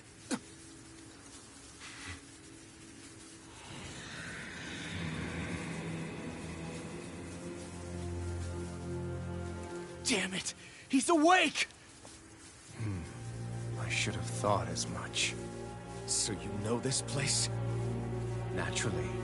It was built for me, after all. We'll save that for another time. More pressing is how I'm going to tear you apart. Even after all this time, you still insist on hating me? You cut me down. Sovereign or not, you will pay for that. You're obviously bluffing. You can't even move right now. Really, is that what you think?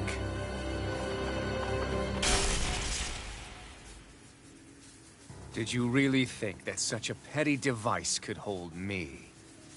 Are you going to claim it's because you're a ruler? Be it sovereigns or lords. In the end, they're all titles given by someone else. Plus, what kind of ruler would spend all his time chasing Alf, who happens to be another sovereign? Idle prattle. I proved my worth and the Sovereign's powers were granted to me. Were they really?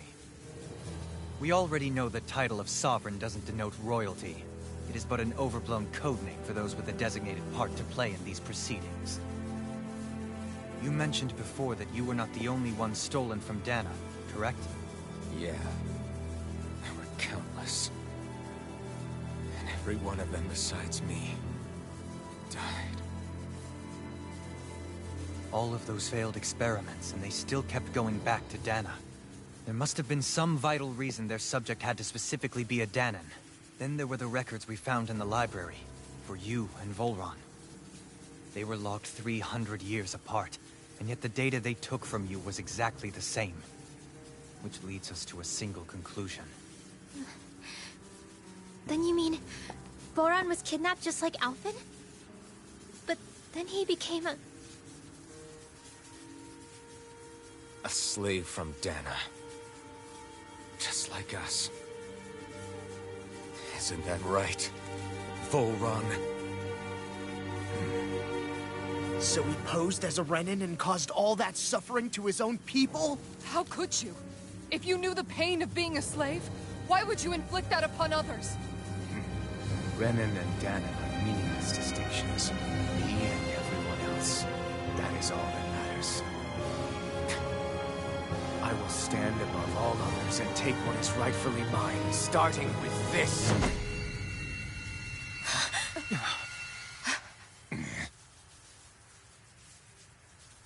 A red woman? Another one? Give your master back on Rena this message. No one makes a fool of me. Let them know I'll make them suffer.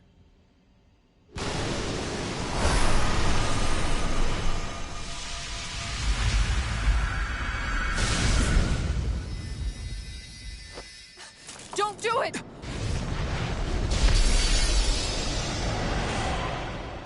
Serenus Alva!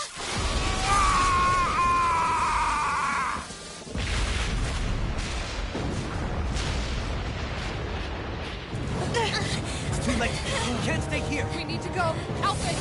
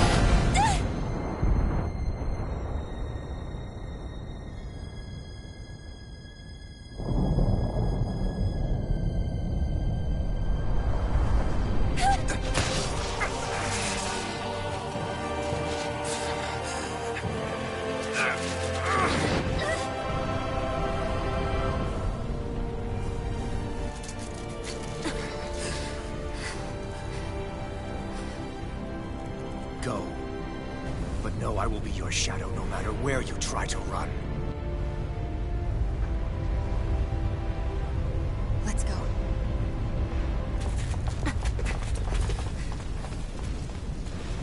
Never forget, I am the one who devours everything. Who answers to neither spirit nor man. My word is law. I am.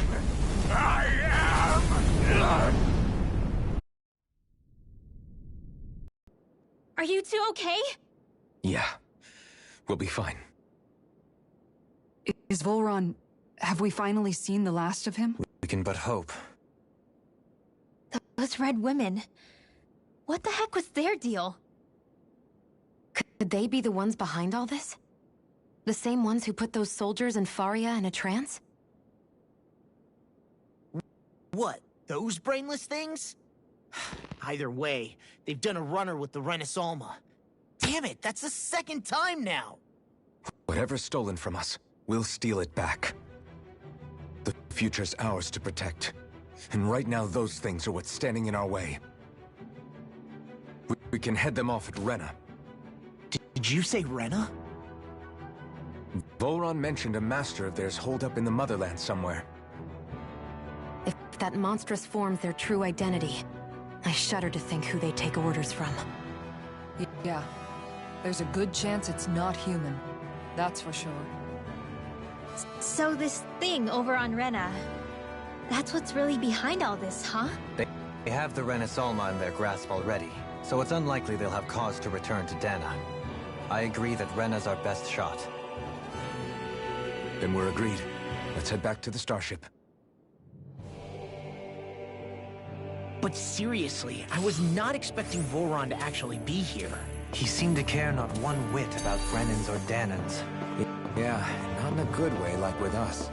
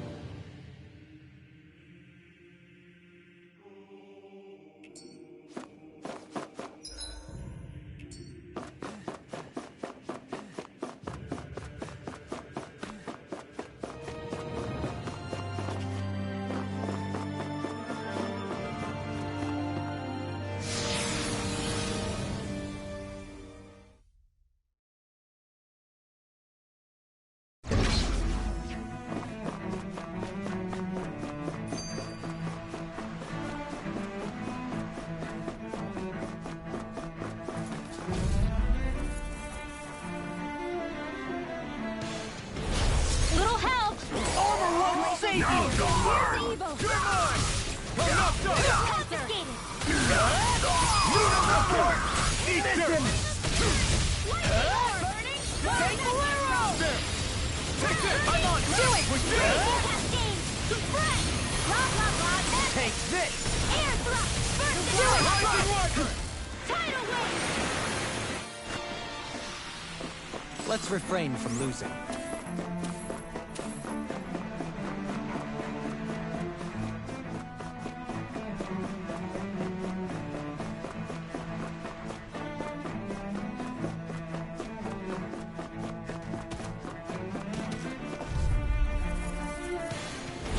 Little help!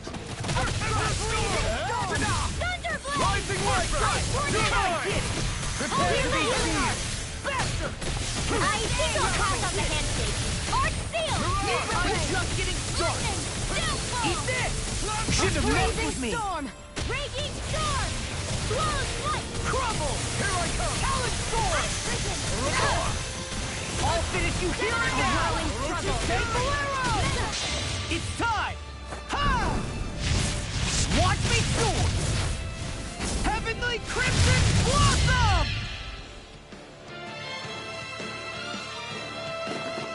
I'm on it! Here's the evil! Look sharp! Lightning Tiger Blade! Am I on a roll or what? Well, look who's in a bright and shiny mood. An opponent like this should be easy. Glacial Prepare to be seized! Freeze land! Raging storm! Crumble! Talon Storm! Rising Wiper! Wind asteroid! Mega ray! I'm just getting started! Death Blossom! Arrow squall! Gemini aqua! Pierce through! Raining First Strike! Vanish without a trace! Pierce through! Explosion! Could have been worse.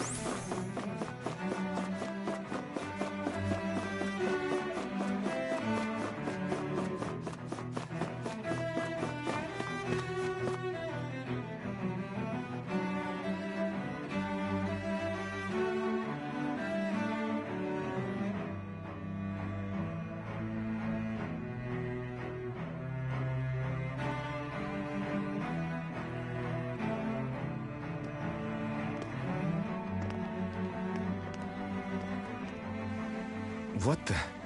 When did it get pitch dark all of a sudden? The lights are all out.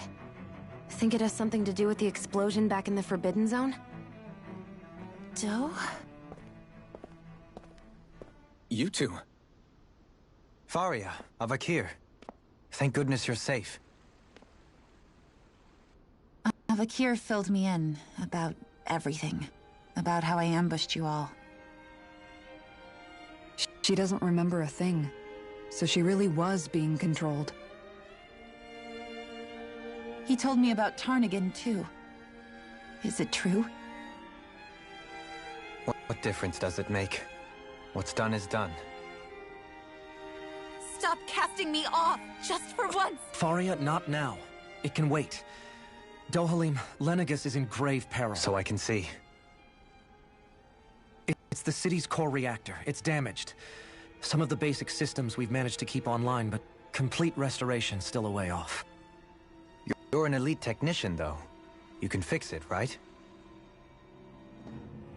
If so, then what's the problem? Panic's begun to set in among the citizens.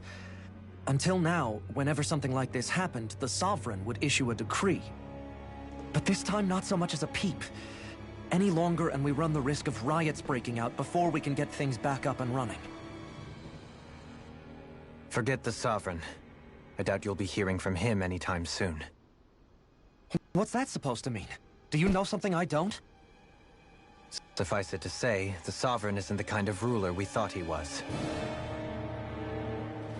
That is, if he ever even existed, which is looking doubtful at this stage. Are you out of your mind?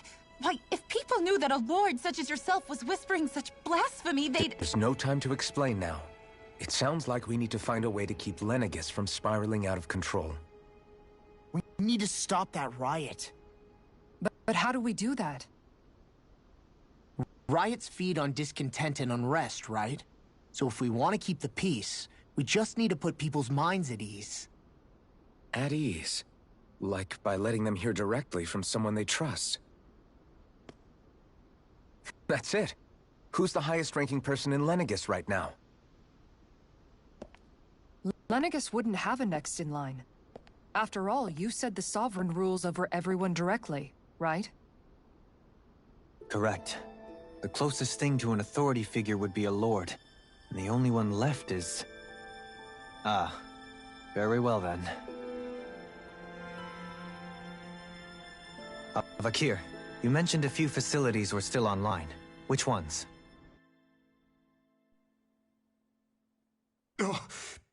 Why hasn't the Sovereign said anything? Please, won't somebody explain what's going on? Is it over? What's going to happen to all of us? Heed me now, fellow Renans of Lenegis. It is I, Lord Dohalim Ilkaris of Eldaman and Sia. Look, up there! It's Lord Dohalim! Hold on! He should be in the crown contest! Shouldn't he? Why isn't the Sovereign talking to us? The Sovereign is seeing to other matters right now. In my capacity as Lord, I speak to you in his stead. You're afraid. As people so often are when faced with the unknown. I hope you'll allow me to put your fears to rest. The city's core reactor has experienced a malfunction. However, we have our top engineers attending to the matter, and things will soon be back to normal. I know that you feel abandoned, perhaps more scared and alone than ever before. But I ask you all to keep one thing in mind. You are Lenegis, not the Lords and Sovereign. The solidarity of its citizens is the mortar that holds it together. If we don't allow ourselves to be distracted by our differences, if we put our hearts and minds together and stand as one, I am confident we will find new hope. I would be honored to stand with you. Not as a person of loftier rank, but as another human being among many. I hope that you'll lend me your strength, for if we can persevere as one, I know a bright tomorrow awaits.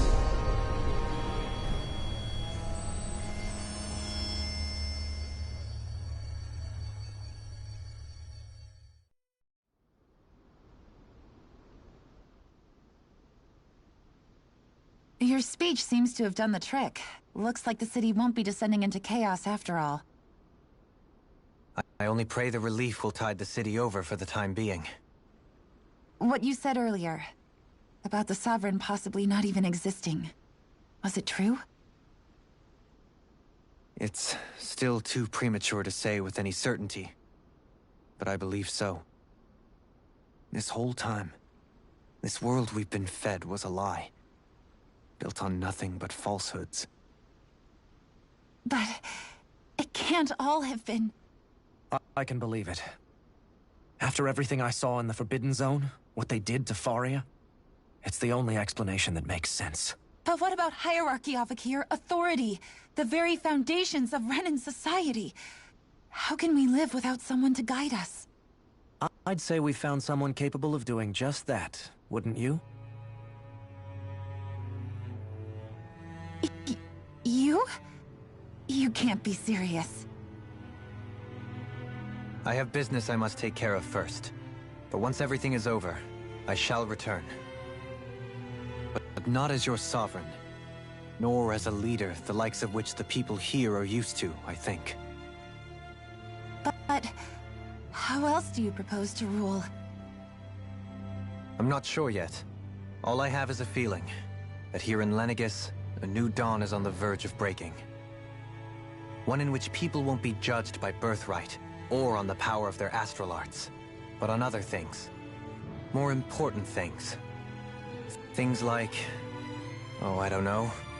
Musical talent, for example. When I bumped into you after all those years, I said you were no different. But I was wrong. Truth is, you were always different. I feel like maybe now I can finally begin to accept Turnagain's death. to see a future.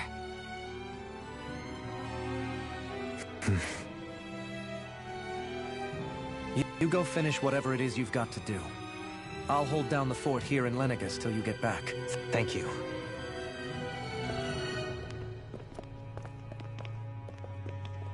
I guess you're not going to make it to Menancia for the foreseeable future, huh? Indeed.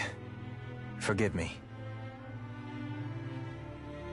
The people of Elda Menancia can look after themselves just fine. It's the ones here on Lenegus who need someone to guide them. Besides, with you leading the people here, it'll help spread the idea of coexistence beyond Menancia's borders that much faster. Sounds like you're in it for the long haul. How could I not be, after the second chance that I've been granted? From this day forth, I shall dedicate myself to the future inhabitants of this world. Though the memories of the departed shall remain forever in my heart. Remember, you're going to be leading the people here, not ruling them. True enough. Whatever would I do without you, Kisara? With or without her, I suspect you're gonna have your hands full when the time comes. We should be heading back to the ship. Business on Rena awaits.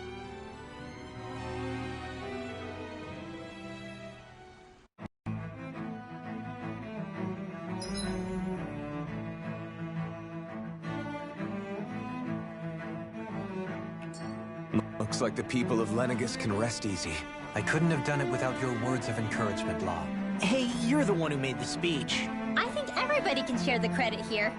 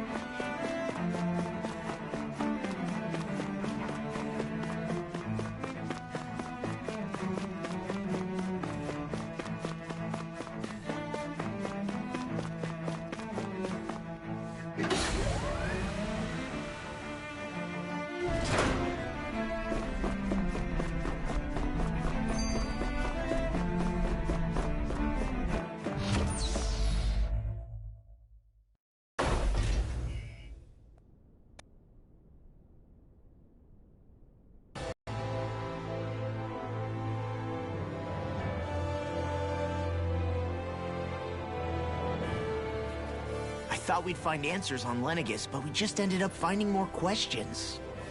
You can say that again. And now we have more problems to fix too. Like figuring out how to reform Lenegus. That can wait for now. We've got more than enough on our plates to deal with as it is. Like figuring out who's really running the show on Rena. Yeah. Which is why we're going to the Renan homeworld. All the answers we've been looking for are on that planet. The person responsible for all this. The Red Woman and the Renaissance. The answers have to be there. Are we prepared to finally find them?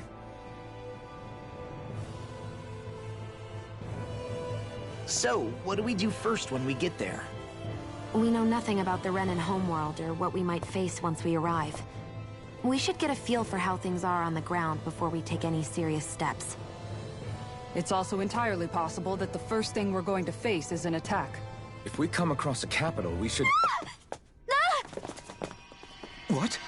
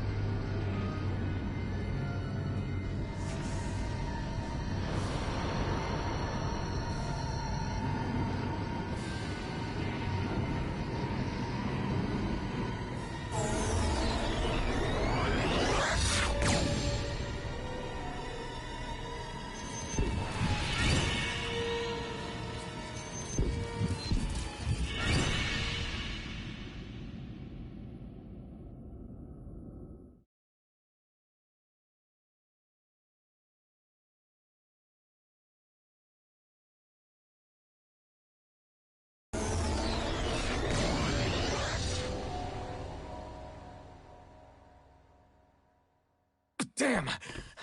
The hell just happened? Our course has been altered. The coordinates are pointing to a different destination. What's that? The ship's controls aren't accepting my commands. The engine is being shut down. That's bad, right? Quite bad. We've lost control of the ship. Is all of this the Red Women's doing? Are they trying to finish us off before we can land? Everyone! Look there!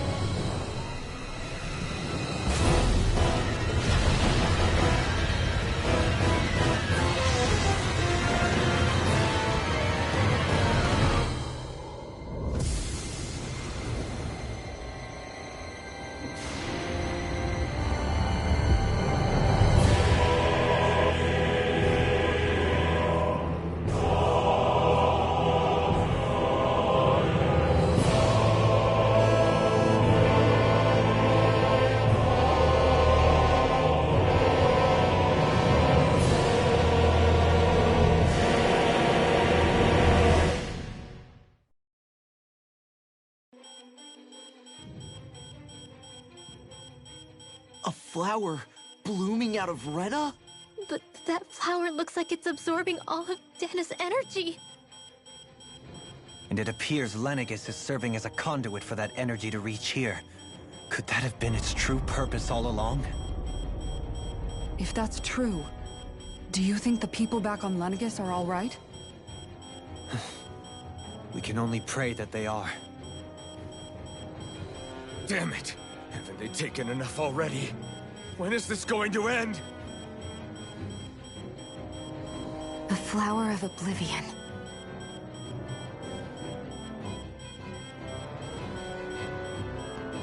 With everything that's happening, we need to get back to Lenegis.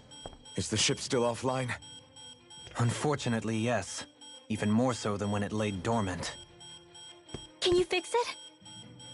Starships are extremely complex machines.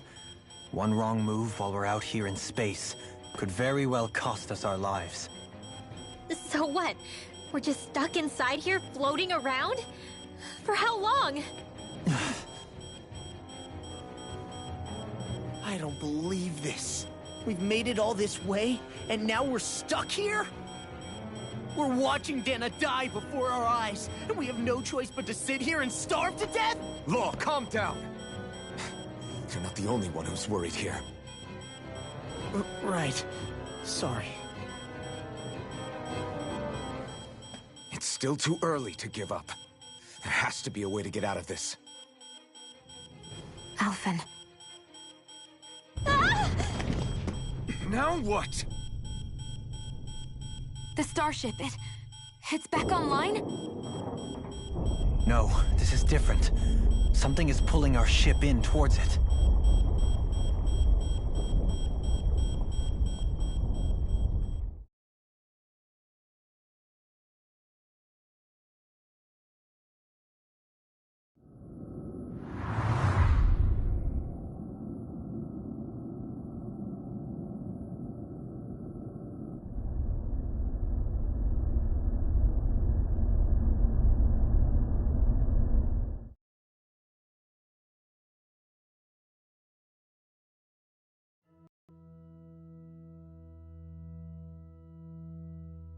We managed to get moving, but where are we?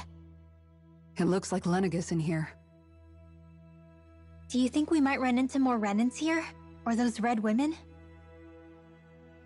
Perhaps. Someone brought us here. The question is, who? We haven't been ambushed, so that probably means they aren't hostile. Still, why would anyone want to bring us here?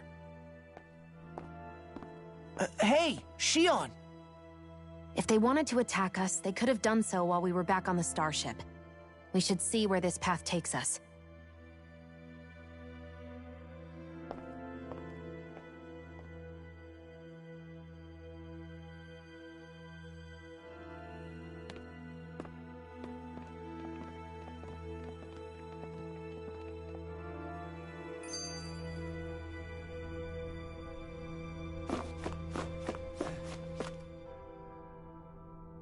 I still can't get over what we saw happening outside the starship. Yeah, our planet's really not doing too hot right about now. I've only ever seen Rena from the surface of Dana, so I figured it was just another round planet like ours. Still though, I never would have imagined Rena actually looked like that. And what's the deal with that giant flower coming out of it? Beats me. I have absolutely no clue. It's so surreal. It looks like a broken egg or something. Rena and Dana. We were taught that both worlds were spherical bodies that floated amongst the stars in the heavens. But to think that they lied to us not only about the Sovereign and the Crown contest, but also the form of our own planet. Dohalim. Okay, who's the wise guy that summoned us here? Someone formidable enough to bring our starship along with us. They must be here somewhere. Let's find them.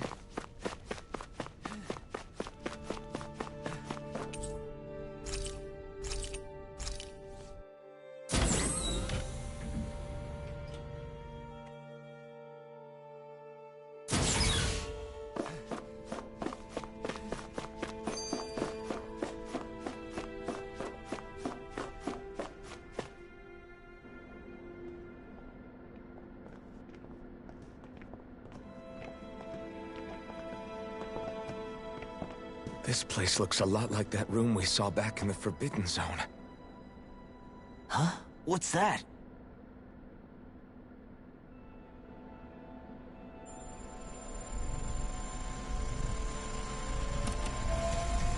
It's one of those! A red woman in disguise. Or is this their true form? So it was a trap?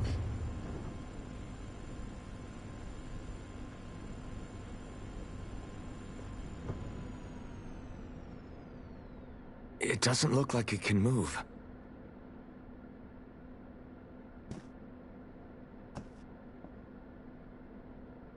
Tell me, are you the one who brought us here?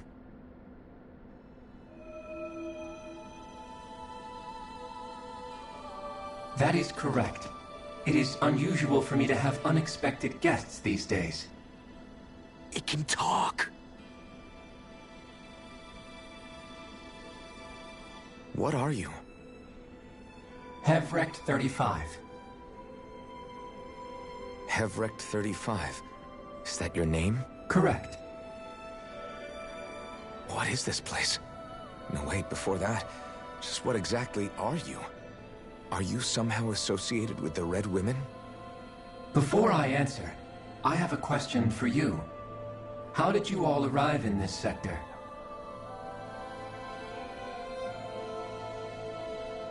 We did not come to this place by choice.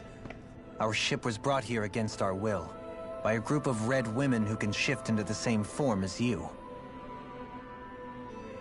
In that case, we can assume my brethren who serve the Great Spirit have deemed you all to be a threat most grave. What do you mean, serve? Are you saying there really is someone more powerful than the Red Women, pulling their strings?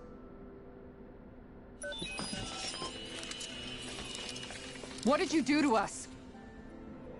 I examined your bodies. You have not been harmed in any way.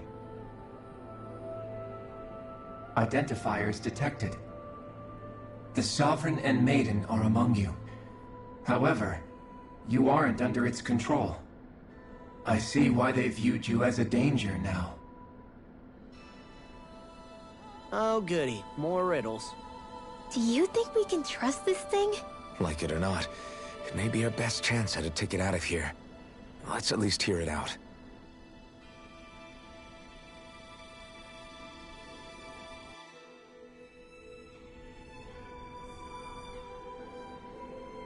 I shall now answer your questions. We are Helganquil. The Red Women you encountered previously are a form of disguise we employ from time to time, but not our true form. Helganquil? You are on Dake Phasol, a celestial base which drifted here by accident. The will of Rena's Great Spirit no longer reaches us here. Since my sudden separation from the Great Spirit's influence, I have used any and all means to extend my lifespan. As I have done so, I have also set out to monitor and research Rena and Dana from this position. A question. What is this Great Spirit of which you speak? Is it something that rules over your kind? Correct. The Great Astral Spirit is a large mass of astral energy that fills all of Rena, one with its own will, a voice we cannot refuse. A voice? Just like Dana.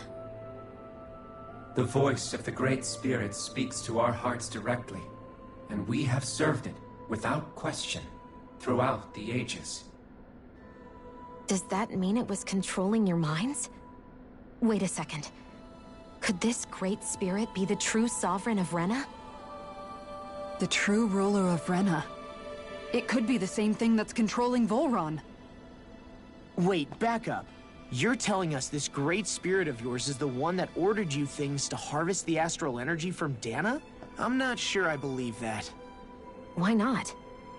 We've already made contact with the will of Dana back in the Wedge, and in the Forbidden Zone on Lenegus.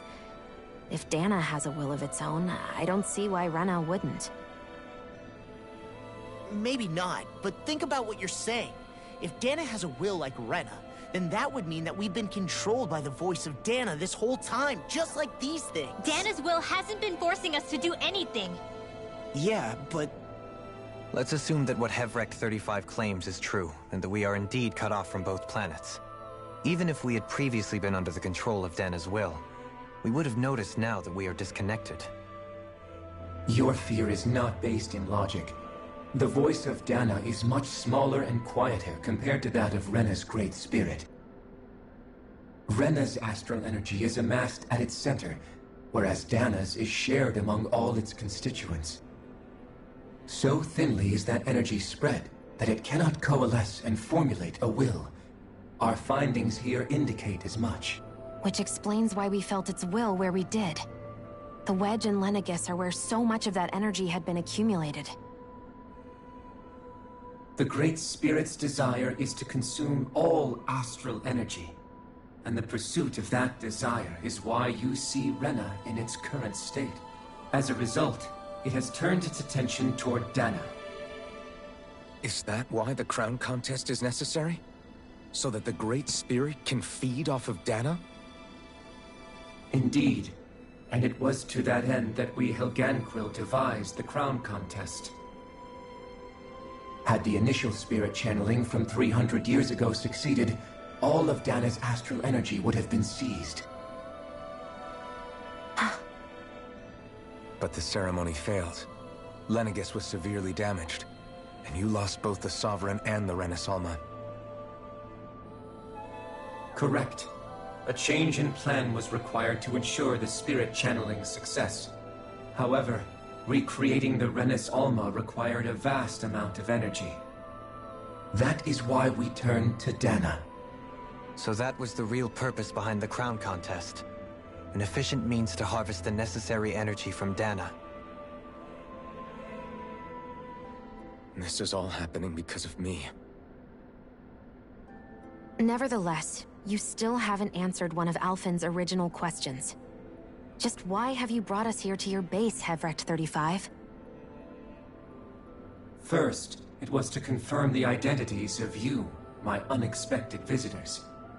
Second, it was to ascertain whether you would be likely to accept my request. A request? But what could someone like you want us to... I wish for you all to slay the Great Spirit. I'm sorry, did you just ask us to kill your master? I did. It is in your best interest that you do so, I might add. What makes you say that? Lenegis has entered the final stage of the spirit channeling plan. As we speak, Dana's energy is being harvested en masse and transmitted to Rena. If nothing is done about the Great Spirit, it will not be long before all is lost. You're saying the destruction we saw earlier is just the beginning? That... We won't let that happen. Why do you want us to kill the Great Spirit so badly? Is it to save our world? To free you, Helganquil, from under its control? Why? No. My primary concern is validating our findings and analysis, which have taken many years to realize. As such, it is my desire to see how your actions impact and change these systems. However, I will not deny that vengeance also plays a part. Vengeance? For what? In spite of our long service to the Great Spirit, our species is on the brink of extinction. You mean... you're dying? At this stage, it would be wise for you to talk with the others. Ask them what you need to know. Once you have your answer, return to me. If you agree to help, I shall fix your ship. Others? Just how many of you are there? I am the only Helganquil who inhabits Dake Faisal.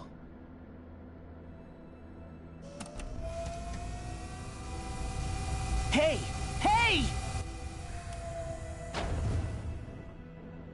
It's no use. I think it's done talking to us. Let's take a look around.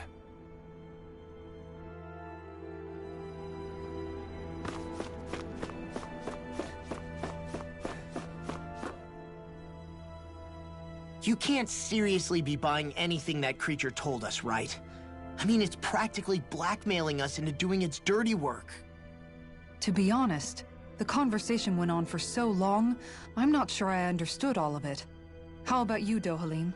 Were you able to follow it at all? At the very least, everything it said about the Renan Great Spirit adds up. At the end of the day, this whole chain of events comes back to astral energy. That being said, had we not previously encountered the will of Dana, I suspect I would find its story much more difficult to believe. The spirit of Rena wants to see Dana completely destroyed. But why? Astral energy is supposed to be a force that creates and shapes the world. It doesn't matter. I don't care if we're up against an entire world or what its game is. We're not going to let it destroy Dana. Right. There is one other thing that concerns me. How the Great Spirit, the Helganquil, and the Crown Contest are all part of a centuries-long plan is clear enough. But what about the Renans? How do they factor into all this? Now that you mention it, and all that talk, Hevric 35 never even brought up the Renans once. And as for the Helganquil, we never did find out just what they are either. Maybe it had a reason for keeping its silence. Or perhaps there's even more going on. Maybe the others will shed more light on the matter. Let's find out.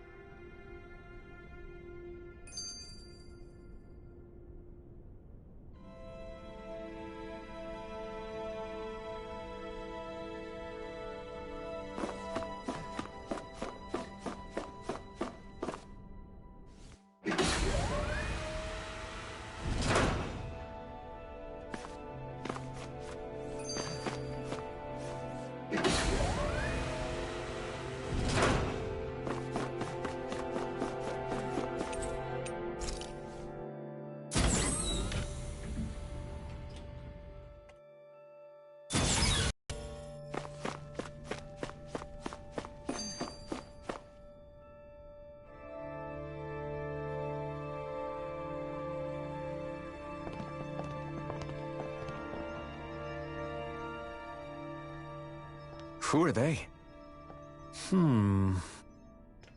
What is it? Oh, my apologies. It's just been so long since I've seen any humans from the outside world. Are you a Renan? Oh, yeah, I guess so. The Overseer told us to answer any questions you might have. Whatever you want to know, we'll tell you as much as we can. But be quick. Our subjects are undergoing a dramatic shift that we don't want to miss.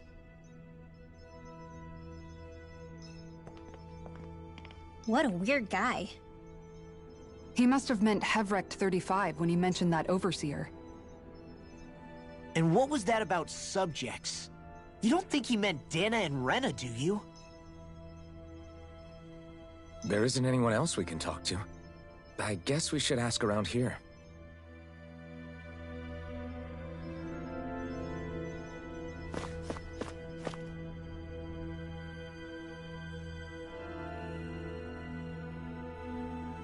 Have you guys lived up here in Dig Faisal with Hevric 35 for a long time? Yes. I couldn't tell you off the top of my head just how long it's been, though. We regularly go into stasis, so our sense of time has gotten rather out of whack over the years. Why are you all even here in the first place? Originally, this station was where we worked to perform maintenance on Lenegis from the outside. We heard that the facility ended up in its current location due to an accident. Oh, it was terrible. Apparently there was some kind of accident, and when help never arrived, they presumed the entire facility had been destroyed. And you've been working for Hevric 35 ever since? Well, at first we thought that there was nobody else inside the facility, but then it turned out the Overseer was there all along. What do you mean? The Helganquil have the technology to cloak themselves around us Renans. As long as they don't do anything obvious, a Renan won't see one, even if it's right in front of them. Which would explain why Shion and I failed to notice the Red Women previously. Do they employ an astral art of some sort? I haven't been able to scientifically confirm it for myself, but from what I understand, the type of cloaking they use is primarily achieved through mechanical means. In addition, they also used hypnosis devices and information control to get us to do what they wanted without being detected. It's a pretty sophisticated operation, especially since it avoids any unnecessary conflict. I have to imagine that's how Lenegis is still run. But aren't the Helganquil themselves controlled by the Great Spirit? If so, why aren't Renans affected by it in the same way? The Great Spirit's mind control only works on Helganquil, so they had to employ other means to manipulate us Renans. You act like this didn't affect you personally. If I was you, I'd be mad as hell at their deceptions. I mean, sure, I was surprised when I first found out about it, but it happened so long ago. Hevrek 35 has clearly ceased concealing itself, though. Why is that? Who can say? My guess is it just got bored, or maybe even a little lonely. Don't you want to go back home to Rena or Lenegis? Our ship is going to be fixed pretty soon. You could ride with us. No way. If we went back after knowing the truth, they'd either just brainwash us or purge us outright. After all this time, there's nothing to be gained from going back. We've all agreed it'd be best to simply stay here and watch everything unfold instead. Things are going just fine with the Overseer. Not that it'll be around much longer. It can't extend its life any further. That said, I'm sure it's pleased to see the final stage of the plan before it passes on, though. Thank you for answering our questions.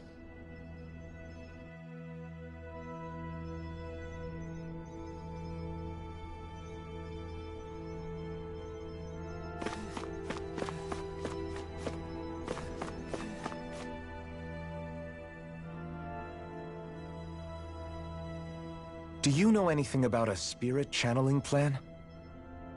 If you mean the first plan from 300 years ago, then yes. Do you know what its main objective was? Yes. It was to use Lenegis to siphon off Dana's astral energy and send it to Rena. Exactly. However, there were two problems we had to consider. First was how to collect and send such a large quantity of astral energy without it becoming sentient. Second, we had to figure out how to convert Dana's energy so it would be compatible with Rena. I take it the solutions to those problems were to use the wedge for the collection, and then the Sovereign and Maiden to convert the energy. We have a winner! However, the first plan failed when the Sovereign was overwhelmed and became frenzied. The reason for that is because the Maiden lost control. I'm told he slaughtered many Renans in Helganquil that day. For the next plan, we tried to recreate the Renis Alma, but we didn't have nearly enough of the other non-dark astral energy types. To amend that, we set our sights on Dana, and implemented a system whereby we could extract energy from it. And the crown contests began. Correct. Since the Maiden had been the failing point in the previous plan, it was decided to replace her role with machinery to avoid further mishaps. A new Sovereign had to be made as well. It was such tremendously difficult work, its success was dubious. But from the look of things, it would appear such worries were unfounded. So that's what the purpose of that room we found in the Forbidden Zone was. What about the flower that sprouted from Rena? Flower? Oh, that thing. That's the physical manifestation of all the astral energy that's been harvested from Dana. As I'm sure you've noticed, it's quite a lot of energy. At this point, it's likely that it's become physically integrated with Rena's planetary structure. Hevrek 35 mentioned that the spirit channeling plan is entering its final stage. Is that true? It is. I never thought I would live to see the day with my own eyes, and yet here we are. Are we done talking now? If it's all the same to you, I'd really rather not miss anything that's about to happen. He talks like the potential end of the world is just another day on the job. You've got to remember that these guys have been living alone up here for a long time. Who knows what shape their minds are in?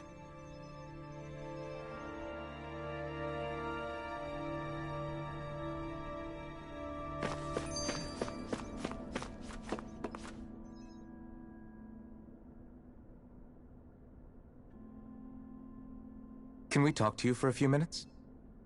Sure. It's going to be a while before the two planets undergo their next shift, so I can talk until then. Please, tell us what you know about the Helganquil. You mean the Overseer's species? I can't say I know much about them. Well, for starters, where'd they come from? Where else? From Rena, obviously.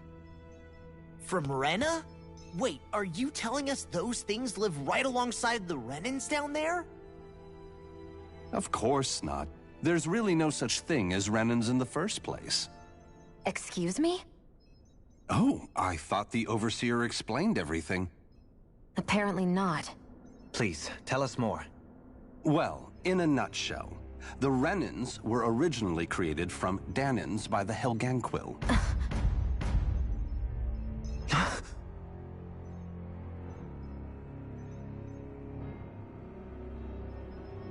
But if that's true, then that would mean there aren't any people on Rena. There aren't. But there are Helganquil. That's what the name literally means in their language. People of Rena. But what need could they possibly have to create a whole new race of people? It was a way to bolster their dwindling workforce. I trust you're aware that the Helganquil are on the verge of extinction, yes? In essence, we were created to carry on their work for the Great Spirit after they all die. They gathered Danans who had an affinity for astral arts and proceeded from there. That's why we, as their descendants, can all cast arts, albeit to varying degrees. Let me get this straight. Are you saying Renans were originally created from Danans that the Helganquil kidnapped? Wait, that explains why almost nobody can use astral arts on Dana now. Helganquil technology is truly amazing. The way they alter their bodies is far less invasive than your conventional surgeries. They have these tiny machines that are practically invisible, which they insert into their bodies and... Enough! You needn't tell us anymore. How can you speak so calmly about all of this? I guess I can see how, when viewed in a certain light, their ways may sound grotesque. But if you ask me, I think they ultimately did us a favor. They saved us from crawling the earth in ignorance. If it meant their hands had to get a little dirty in the process, then so be it. Anyway, the Helganquil are the real Renans. Personally, I don't think it's such a big deal.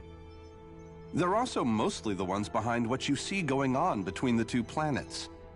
I think that covers just about everything worth knowing. I see. Thanks for filling us in.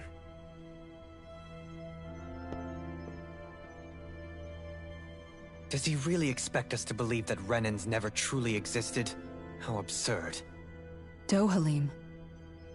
Just when I think we're getting to the bottom of it all, some new revelation smacks us in the face. Then let's hope this is our last revelation for a while. It feels like our whole world has been turned upside down. Is there anything we know that's still true at this point? Seriously, I'm still trying to process the fact that we Renans were created by the Helganquil, let alone the Sovereign and Maiden stuff. Let's take a moment to gather ourselves. I know all of this is a lot to believe and take in, but I think it's fair to say that we've found the answers we've been looking for. Does everyone agree? Agreed. Though I'll admit that I never expected it to all boil down to Rena's great spirit being behind everything. Everything that's happened, everything we've endured, it's all because of astral energy. And to get that energy, the Great Spirit took control of the Helganquil. Then the Helganquil created the Renans, who went on to invade and rule over the Danans. Plus, the reason the Great Spirit can't directly control the Renans as well is likely because they were originally Danans all along. Either way, I think it's fair to say we've all had a lot to take in at once. Maybe too much, even. We should probably take it easy and rest our minds a bit. Why don't we all take some time to think things over, before we decide on our next move? That's a good idea, Kisara. If the Renan Great Spirit really is behind all this, then we've got a really big fight ahead of us. Because it's not just Dana on the line, but Rena too. If we're going to do this, we need to be completely sure of ourselves. So let's go ahead and break off for now. We aren't in any immediate danger, so we should be okay. You sure you don't want to be alone right now? I could ask you the same question. I figured I'd get all my thinking in while walking around and checking up on everybody. I'll go along with you. I'm interested to hear what's on everyone's minds too. Sounds good. Let's go find them. Everyone's just gone their own way, huh? Yeah, let's hit up each spot.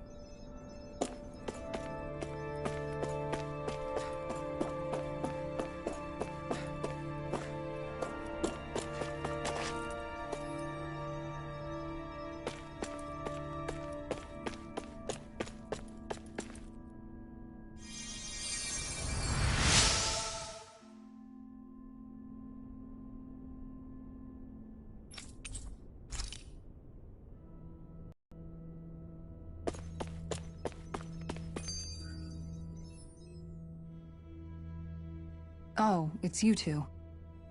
Does he seem like he's doing any better now? He who? Oh, you mean Dohalim, don't you?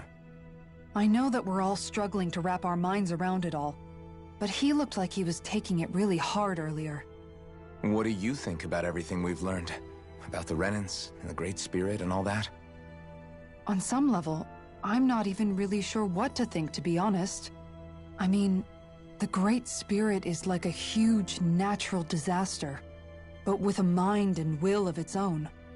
But if that thing's hellbent on trying to destroy our planet, then the only thing left for us to do is stop it. As for the Renans, I suppose my feelings on that are a bit more mixed. How so? Coexistence between Danans and Renans in Menancia is still a work in progress.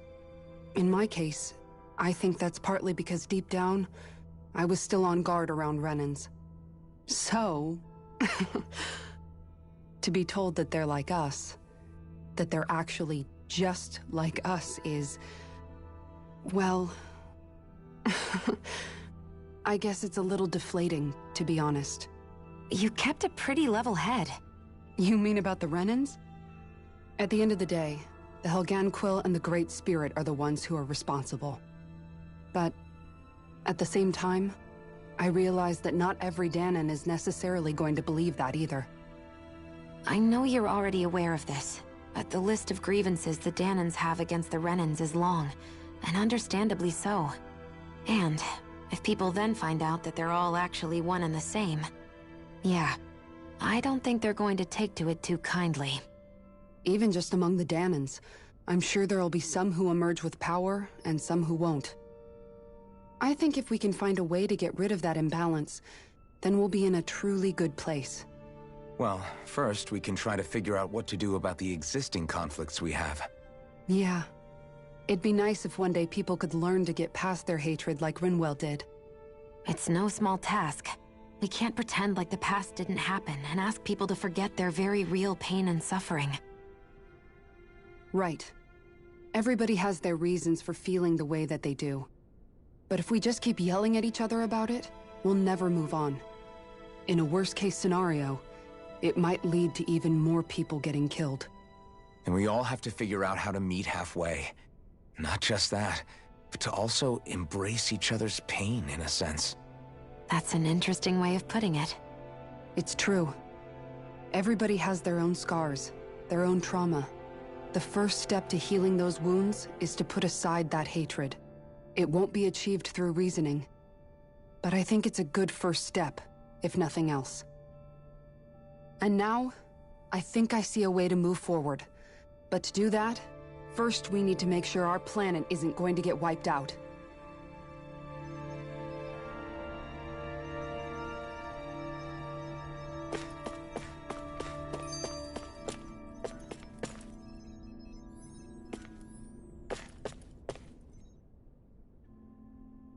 You both seem awfully calm.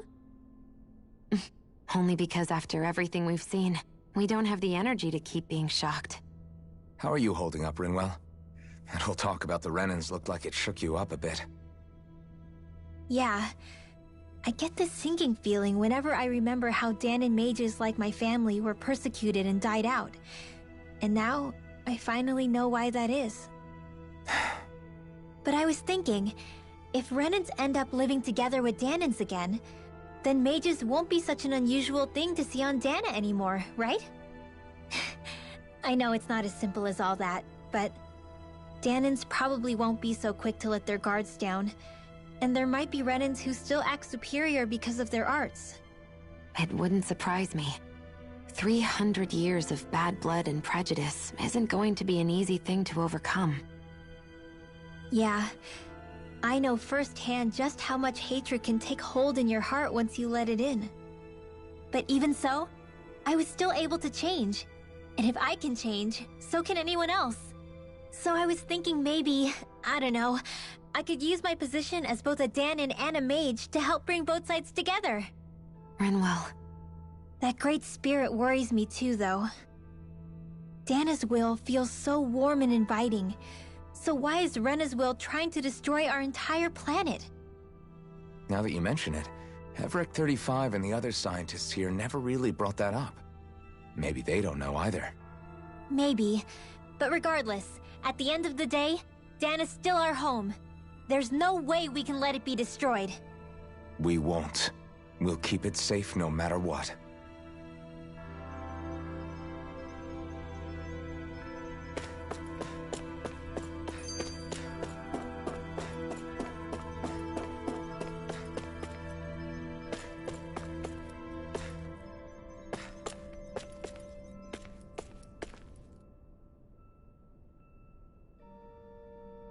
I still can't believe it, man. You're not the only one still trying to make sense of all this. Believe me. Really? You've never struck me as the type of guy to get hung up on these sorts of things. Did you forget what happened back in Thistleum? Once my memories started coming back to me, I felt completely and totally lost. It was really that bad for you? Yeah, it was. But thanks to Law and everybody else, I remembered that I still had things out there worth fighting for. Man, I think you might be a better guy than me, Alphen. All I can remember thinking was, when's this guy gonna get his act together? Law. I was too worried about repeating the same mistakes I'd made back with my dad, and running away from the truth.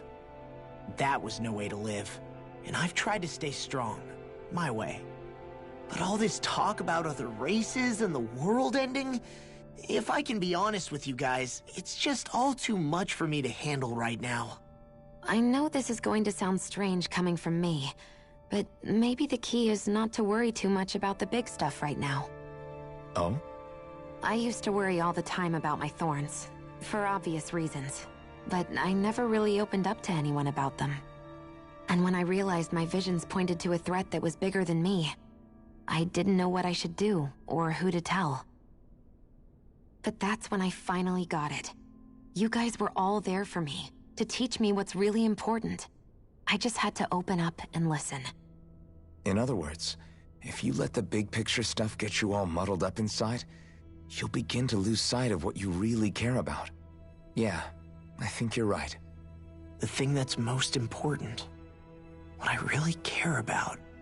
All I want to do is protect the people that really matter to me, to fight for them. That's good enough, right? Not everyone is strong enough to fight. Huh? It's something your dad told me once when he was still alive. Law, you know you're strong enough to fight, and you're strong enough to protect the people you care about. Forget all the big stuff going on. Just don't lose sight of what you want to protect in the first place. Sound good? Yeah, I think it does. It's like a big weight's been lifted off my shoulders. I'll fight to protect the people around me. Just like I always have. I think that's best.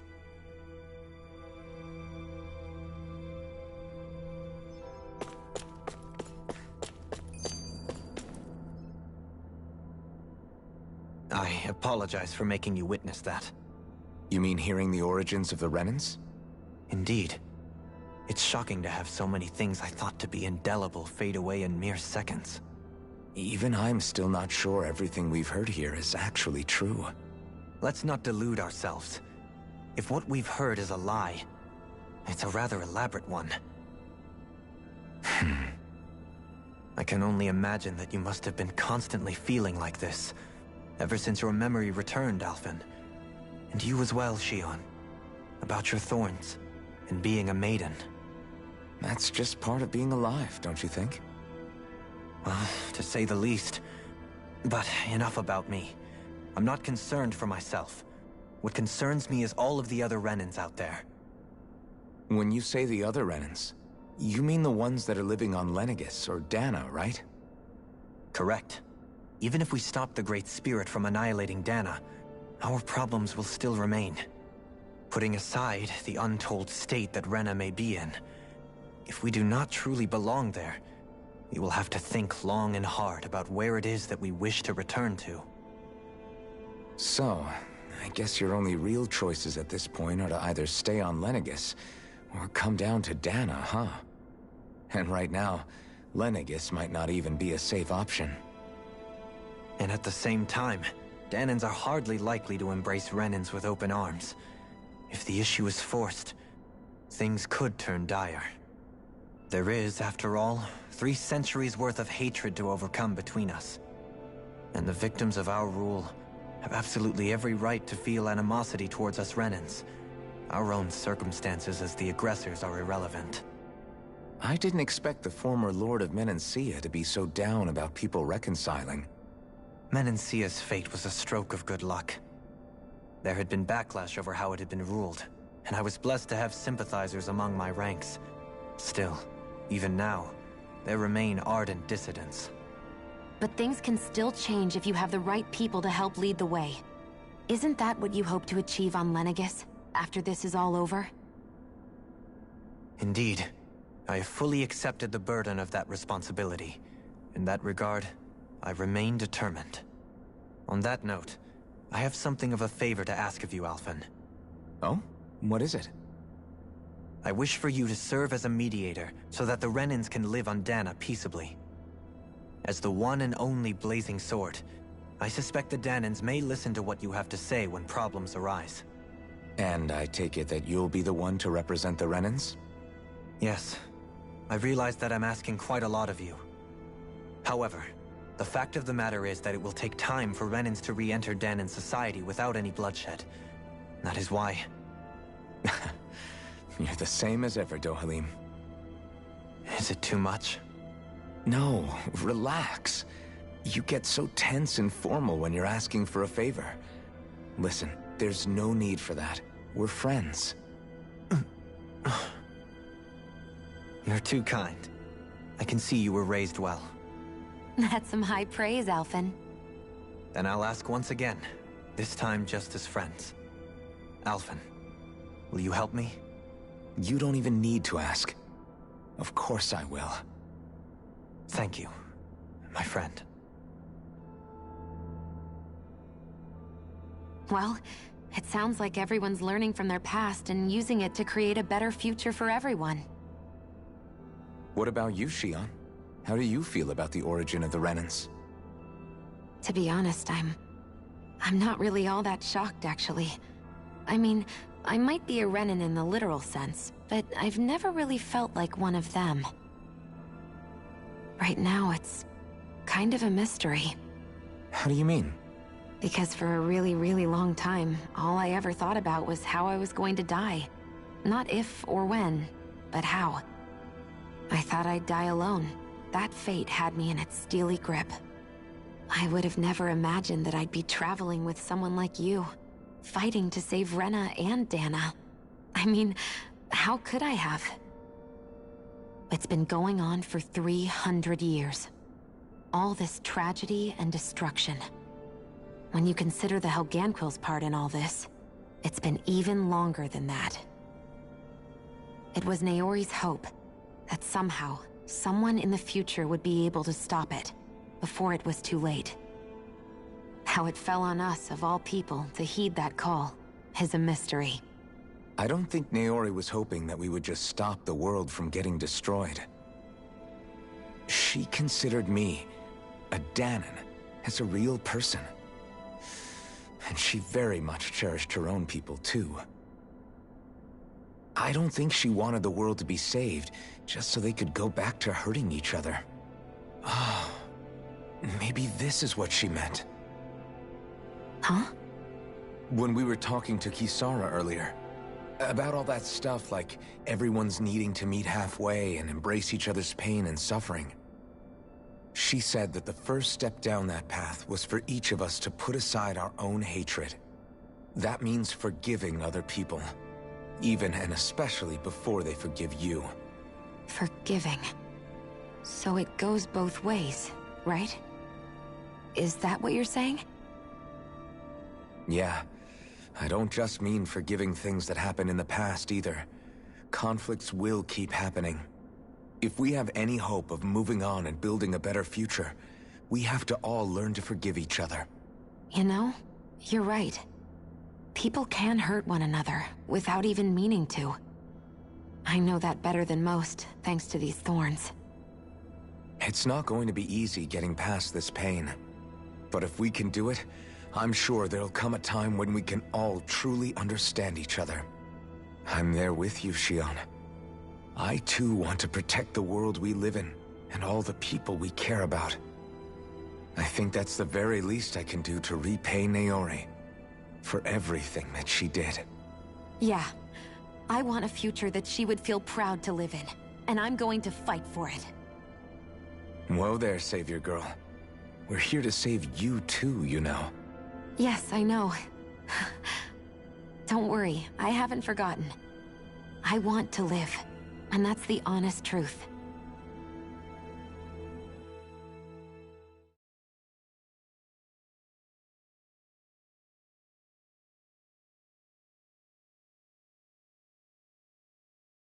Well, is everybody ready to do what needs to be done?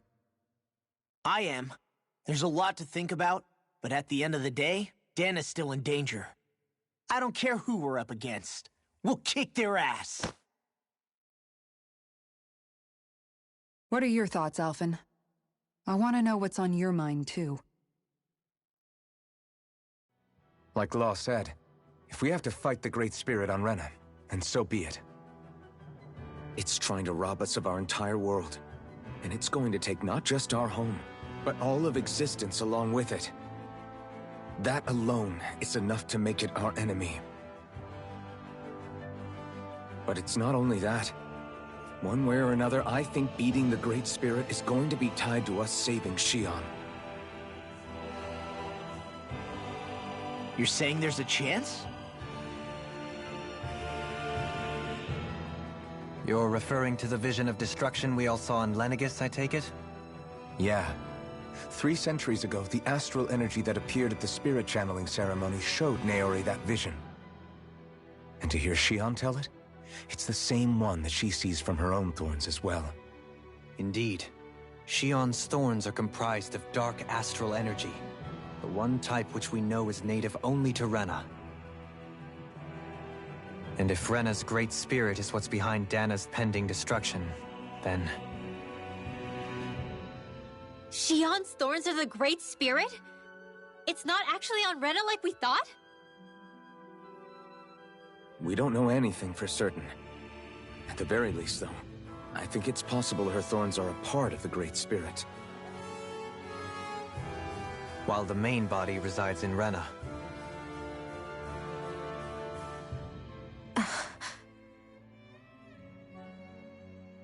Shion. If these thorns really are a part of Rena's great spirit, I'm going to go over there and give it a piece of my mind and then some.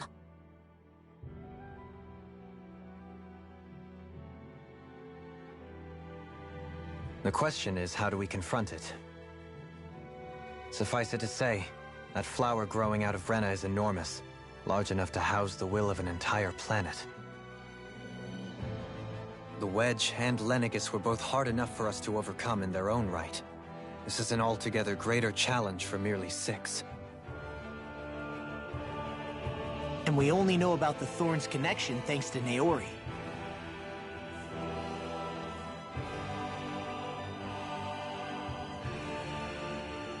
Hevric 35 has been observing the Great Astral Spirit this whole time. It wouldn't ask us to fight it unless it has a plan of some sort. Let's go see what that is.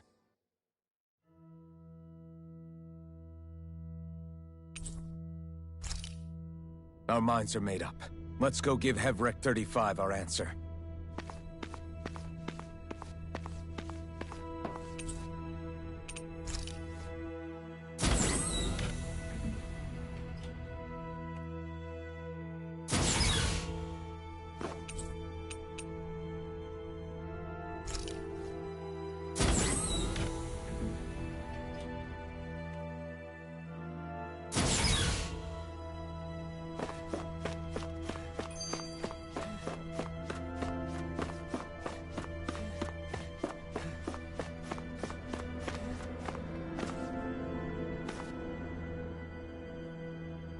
Do you have your answer for me?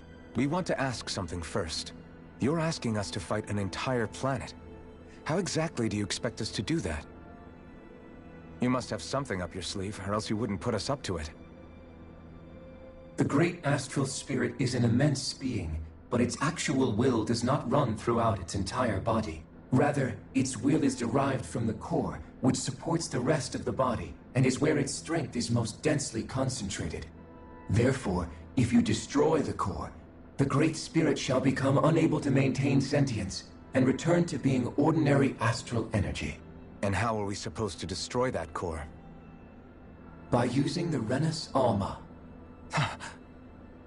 You will also need the assistance of both the Sovereign and the Maiden. They are our best tools for suppressing and controlling astral energy. Using their powers, the Maiden shall seal the great astral spirit within her body, and the Sovereign shall wield the power of the Rhenus Alma to destroy it. Hold on. That sounds a lot like what Shion described before. Yeah, killing herself to take out the thorns with her. She was actually right all along. By my calculations, your powers combined should be sufficient to destroy the great astral spirit, and disperse its energy widely enough to make it difficult to reform.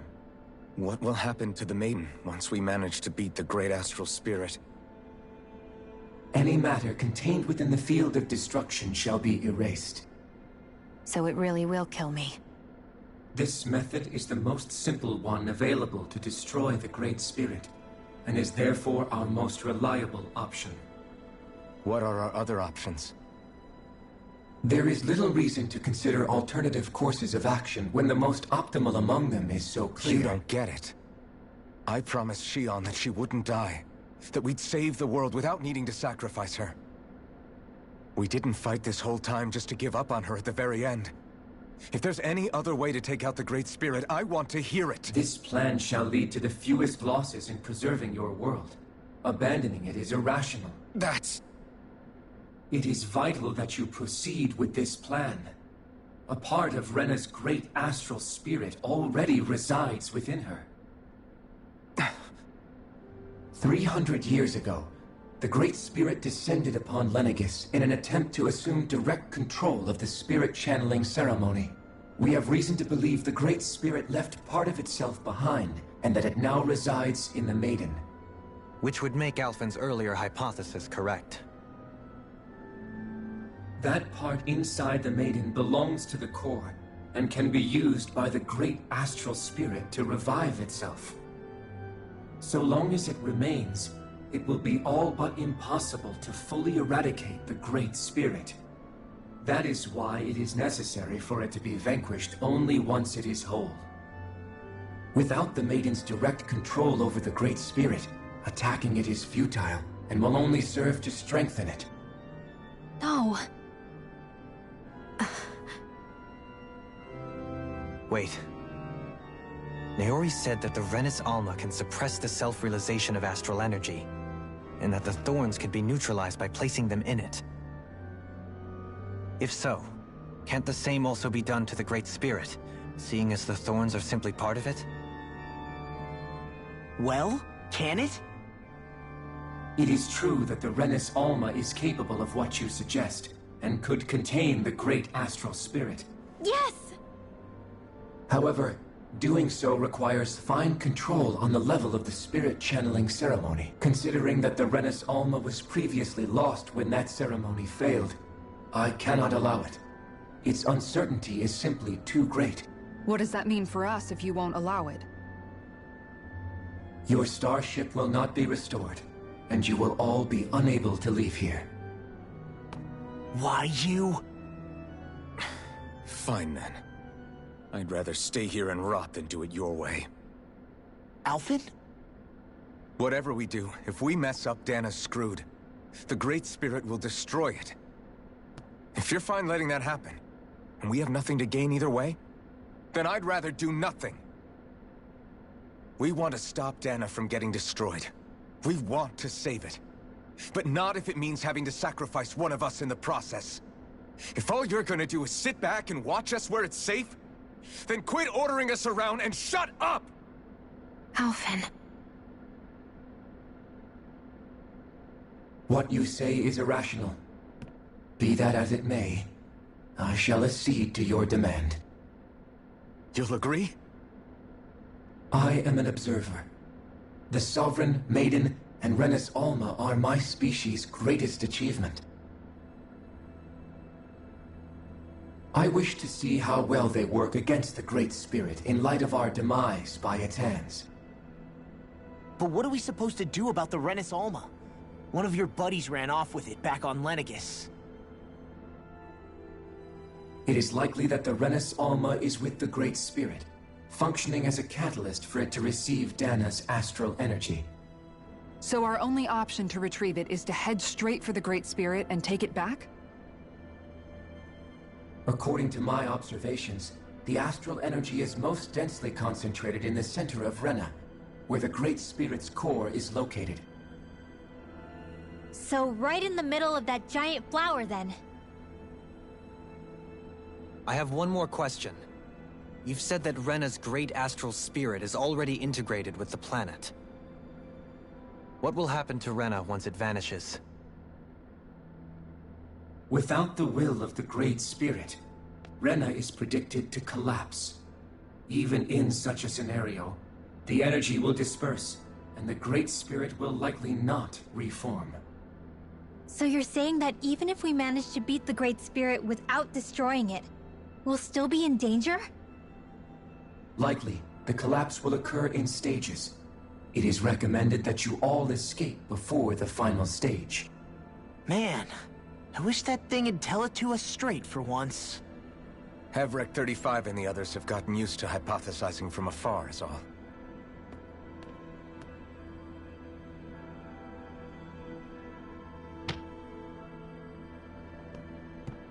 Fix our starship. We're going to Rena. Excellent. But I want to make one thing clear. We're doing this for ourselves, to protect what matters to us. We're not doing it for your sake, or because you told us to. Remember that. It matters little to me. The end result shall be the same. Repair work on your starship has commenced. You'll have to wait until it's finished. Man, is it too much to ask for Hevrek 35 to talk like a normal person? I swear I can feel my brain starting to fry after listening to all that complicated stuff. Don't worry. I think we're mostly done with him. Now all we have to do is rest up and wait. Once the Fall Knights is good to go again, we'll be taking off for Rena right away.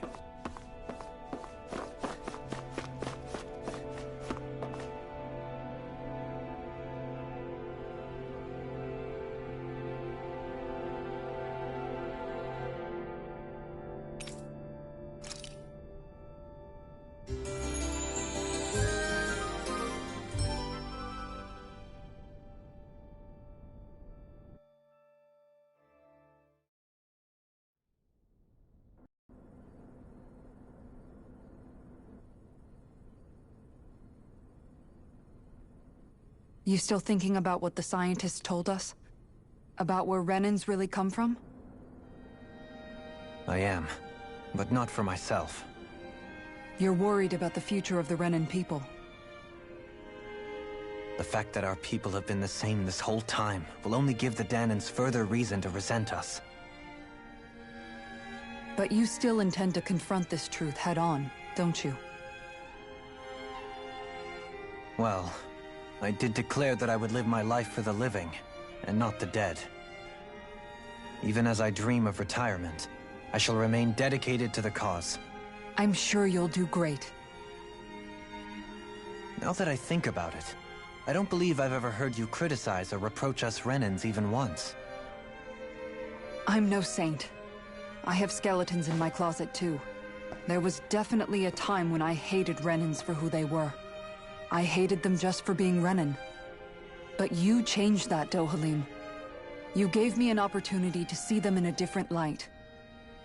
Thanks to your reforms, we were able to stand next to Renans not as slaves, but as equals for the first time in our lives.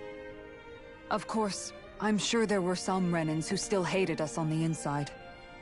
But we knew that not all of you were like that. There were those of you who were good, and that was a start. When it comes down to it, Renans are just people. They can be good or bad, just like Danon's. That is, in essence, the heart of your approach, isn't it? That we're all people. Yeah, it is. When you can pull someone aside and talk to them one-on-one, then you have the chance to come to an understanding. But as soon as you stereotype, that chance goes away, and you stop thinking of them as people that you can relate to. I understand what you're saying, but we're talking about massive numbers of Renans and Danons alike. Realistically speaking, surely they won't all be able to get along. Even if we end up butting heads with one person, maybe we'll find better luck among their friends. If we can build a society that works like that, that'll be something worth nurturing and protecting. So you wish for people to form real bonds and do away with the hierarchy outright? To deal with one another as humans, and nothing more? That's the ideal future you hope to see when this is all over? Yes, I do. I think it would make for a fine tribute to my brother's legacy. Though, that said, I would be doing it for the people of the future first and foremost. Do you still plan to return to Lenegis when this is over? Indeed I do. I don't know whether I'll be able to reside in Lenegis proper, however. My first order of business may be to find somewhere to live. You'll always have a home in Menancia, you know. As I shall ever keep in mind. Well, if you ever need a helping hand, don't hesitate to come get me. I'll always be there for you, Doe. Did you just... Never mind. Thank you, Kisara. I appreciate your patience as I work all this out. Don't even mention it. And really, when you think about it, now that we know the two of us aren't so different after all, don't you think that brings down a barrier that used to be between us? You know, I hadn't actually thought of it that way before. But I do like the sound of it. Yeah, I think I do too.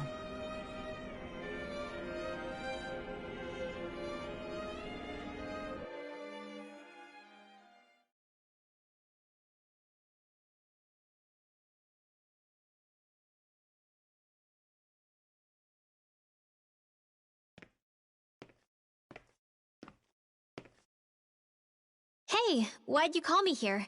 Was there something you wanted to talk about? Well, if everything we've heard about the Great Spirit is true, then we're getting close to our final battle. So I wanted to apologize while I can.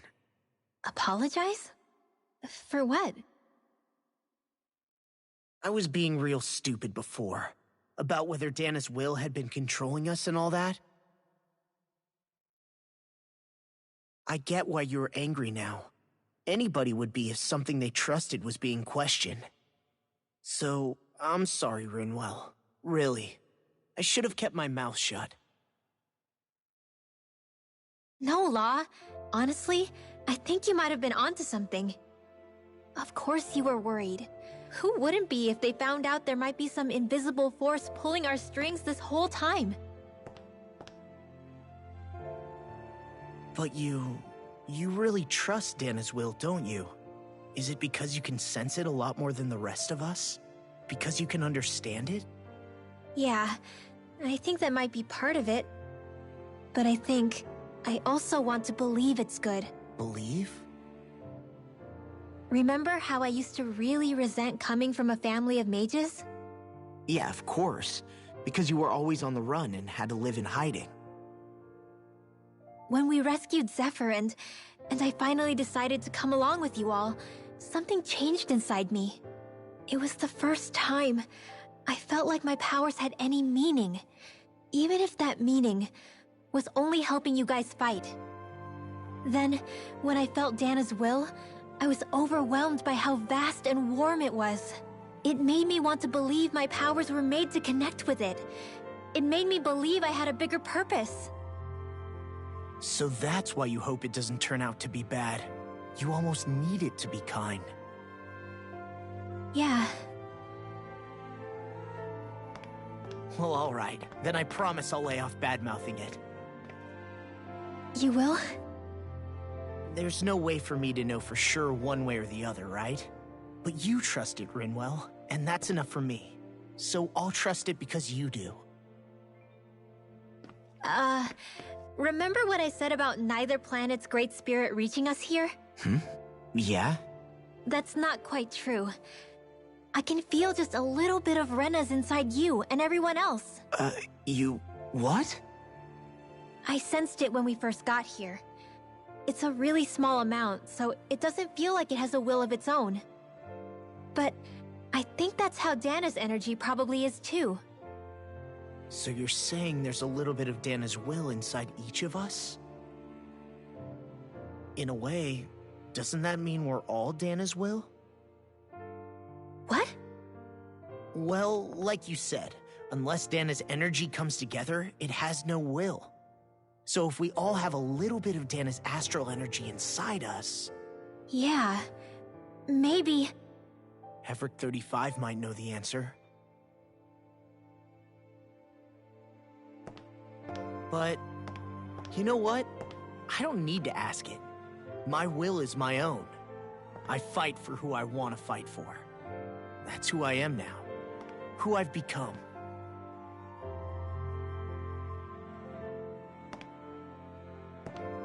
So thanks, Rinwell, for sharing that with me. Ah.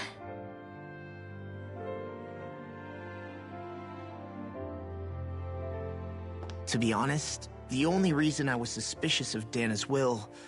well, I mean, it mostly was... I feel like you and I had grown apart lately, and I was worried it was because... Huh? Never mind. Nothing. Just forget about it. Huh? No, what were you saying? Saying? I don't remember Come saying on. anything. Now you won't tell me what you were thinking? No, that's not what I'm saying. Then spit it out already.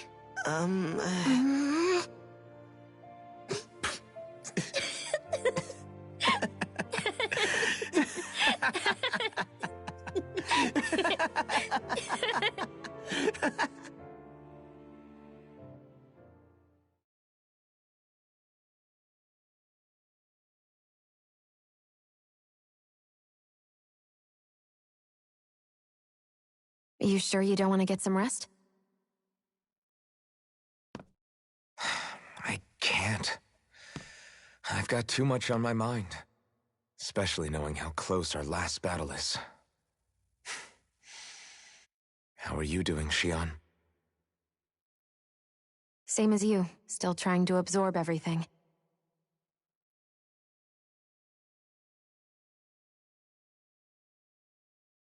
Remember when it was so simple? We were only fighting all the lords on Dana?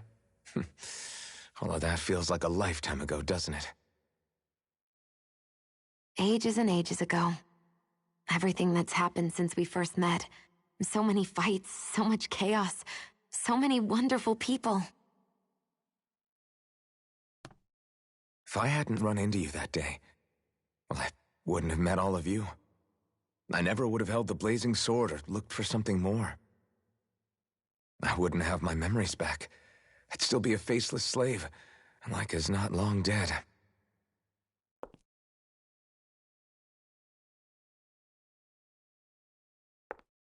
Hey, Alphen. I want you to promise me something. Yeah? If we can't find the Renis Alma, there's something I want you to do. Like Heverick 35 said, the only way we can end the Great Spirit for good is to go after both the main body in Rena and the thorns in me.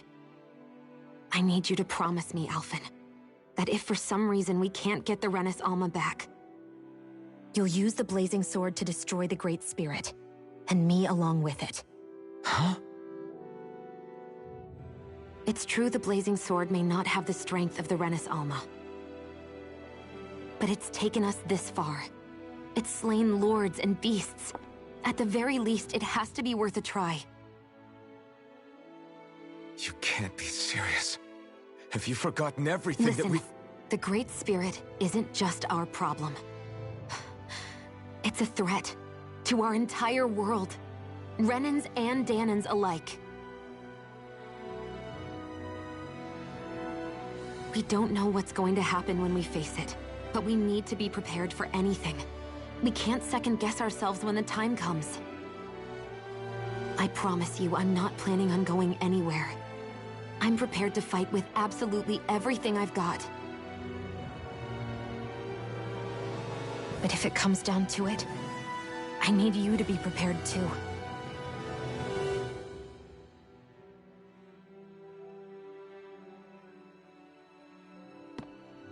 Okay. But you should know that I'm not going to give up on you, Shion. I'm going to fight this until the very end. I hope you can forgive me for that. Alphen.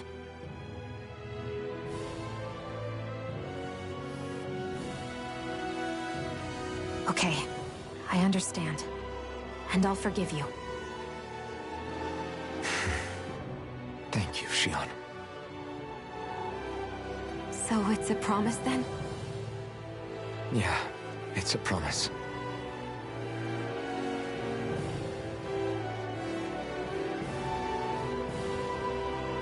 I remember how I felt the first time you touched me. My thorns made any contact a mistake no one would ever make twice. After they'd seen what could happen, fear would always linger behind their eyes. In my entire life, I never had someone willingly reach out to me. But when you reached out to me and gently took my hand, you didn't react at all. It was so easy for you. I don't have words for the shock I felt in that moment. That's because I couldn't feel pain back then. Even once you could, though, you still chose to keep reaching out to me. And when you did, I felt this warmth that I had never known before.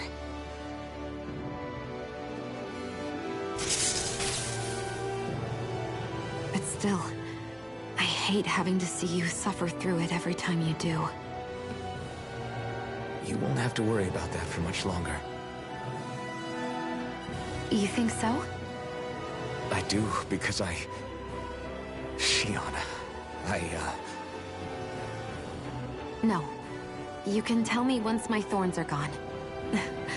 Okay?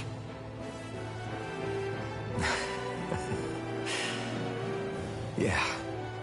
Okay.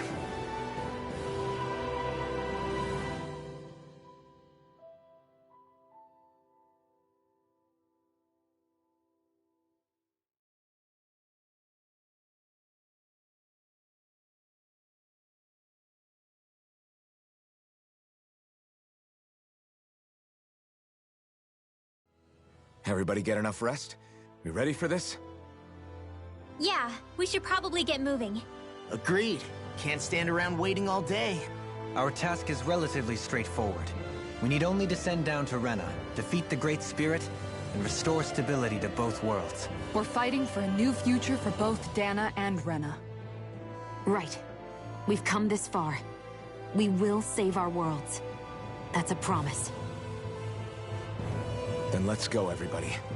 We've got one last wall to tear down. Repairs on your starship are complete. Everything is in working order. Is that you, Hevrek 35? You can see us from where you are? I can. I can see anywhere within the bounds of Dake Faisal. Sounds like someone's a peeping Tom. Maybe we should give Hevrek 35 a break. It has been stuck in this tiny facility for a very, very long time. I have unlocked all functions on your starship. You can now make use of its warp drive. Warp drive? Wait, you mean like what the Red Women used on us? What brought us here? It's possible that the Red Women may have found a way to activate it on the starship. They are Helganquil, after all. Using the warp drive, you should be able to breach Rena's atmosphere without being detected. Wait, should? You'll need to be careful. Due to the force field surrounding Rena, the ship will be unable to go any further than the surface of the planet. So, once we reach the shell, It appears we'll have to infiltrate the core by foot. Understood. We gotta go all the way down just walking? Will all the Helganquil go back to normal once we defeat the Great Spirit? I have a strange feeling we're going to have to fight them before this is all over. The extinction of my people is inevitable at this stage. As such, it would be illogical to risk the success of the mission in a vain attempt to save my kind. We understand. Can't that thing lighten up a bit? Everything it says seems to be about what's illogical. Well, come on, Doe. Hold up, did you just... You heard the lady. Get going. I have one last question. What? As Sovereign, your identification number indicates that you are well past your predicted life expectancy. Similarly, the Maiden lacks any identification number, as her function should have been rendered unnecessary.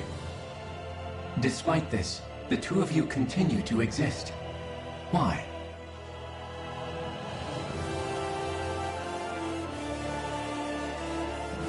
We exist because others have entrusted this to us. Over the years, many people have come together and sworn to see this through to the end. You mean it is because of multiple chance interactions? The likelihood of such events is statistically improbable. Why have you two continued to persist under these conditions? It's hard to explain. To be honest, I don't think it's something an observer could understand.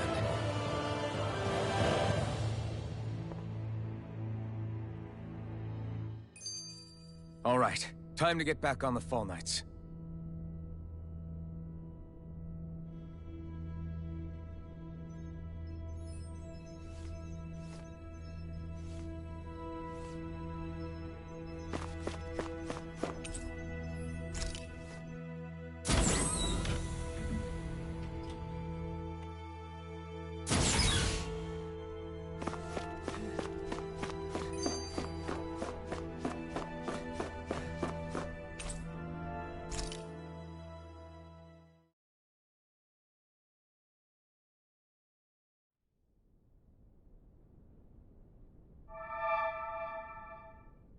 It would appear that our Helganquil host really has fulfilled its end of the bargain.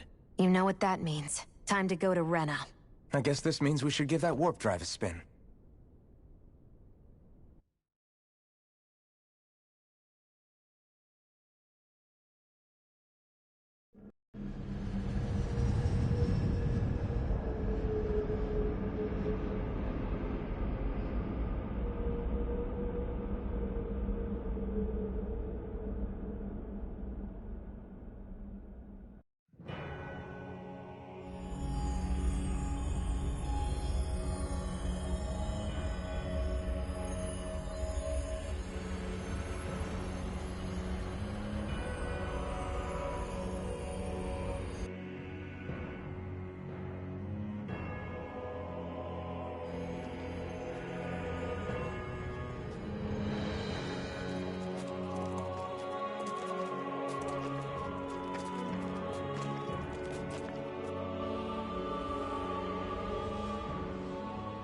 There's nothing here.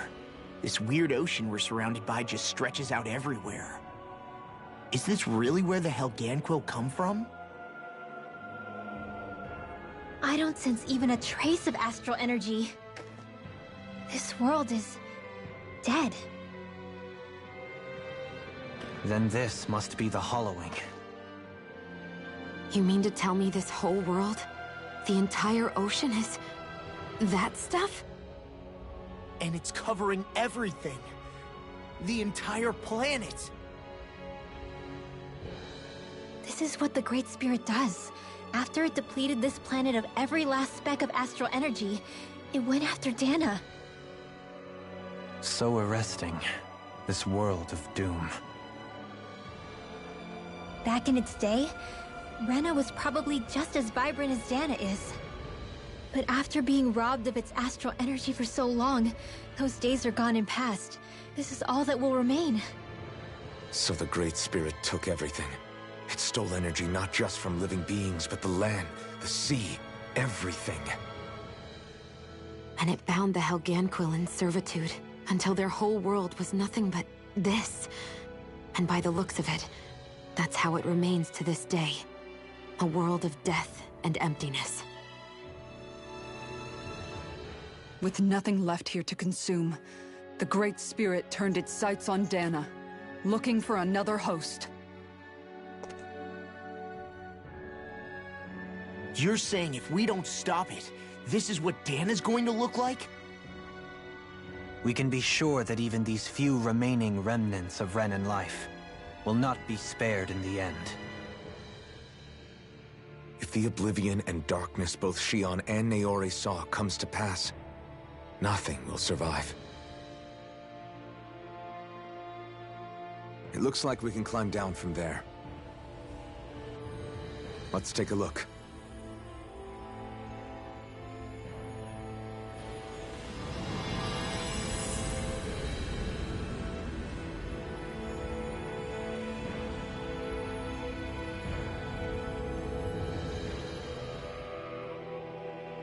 So this is Rena.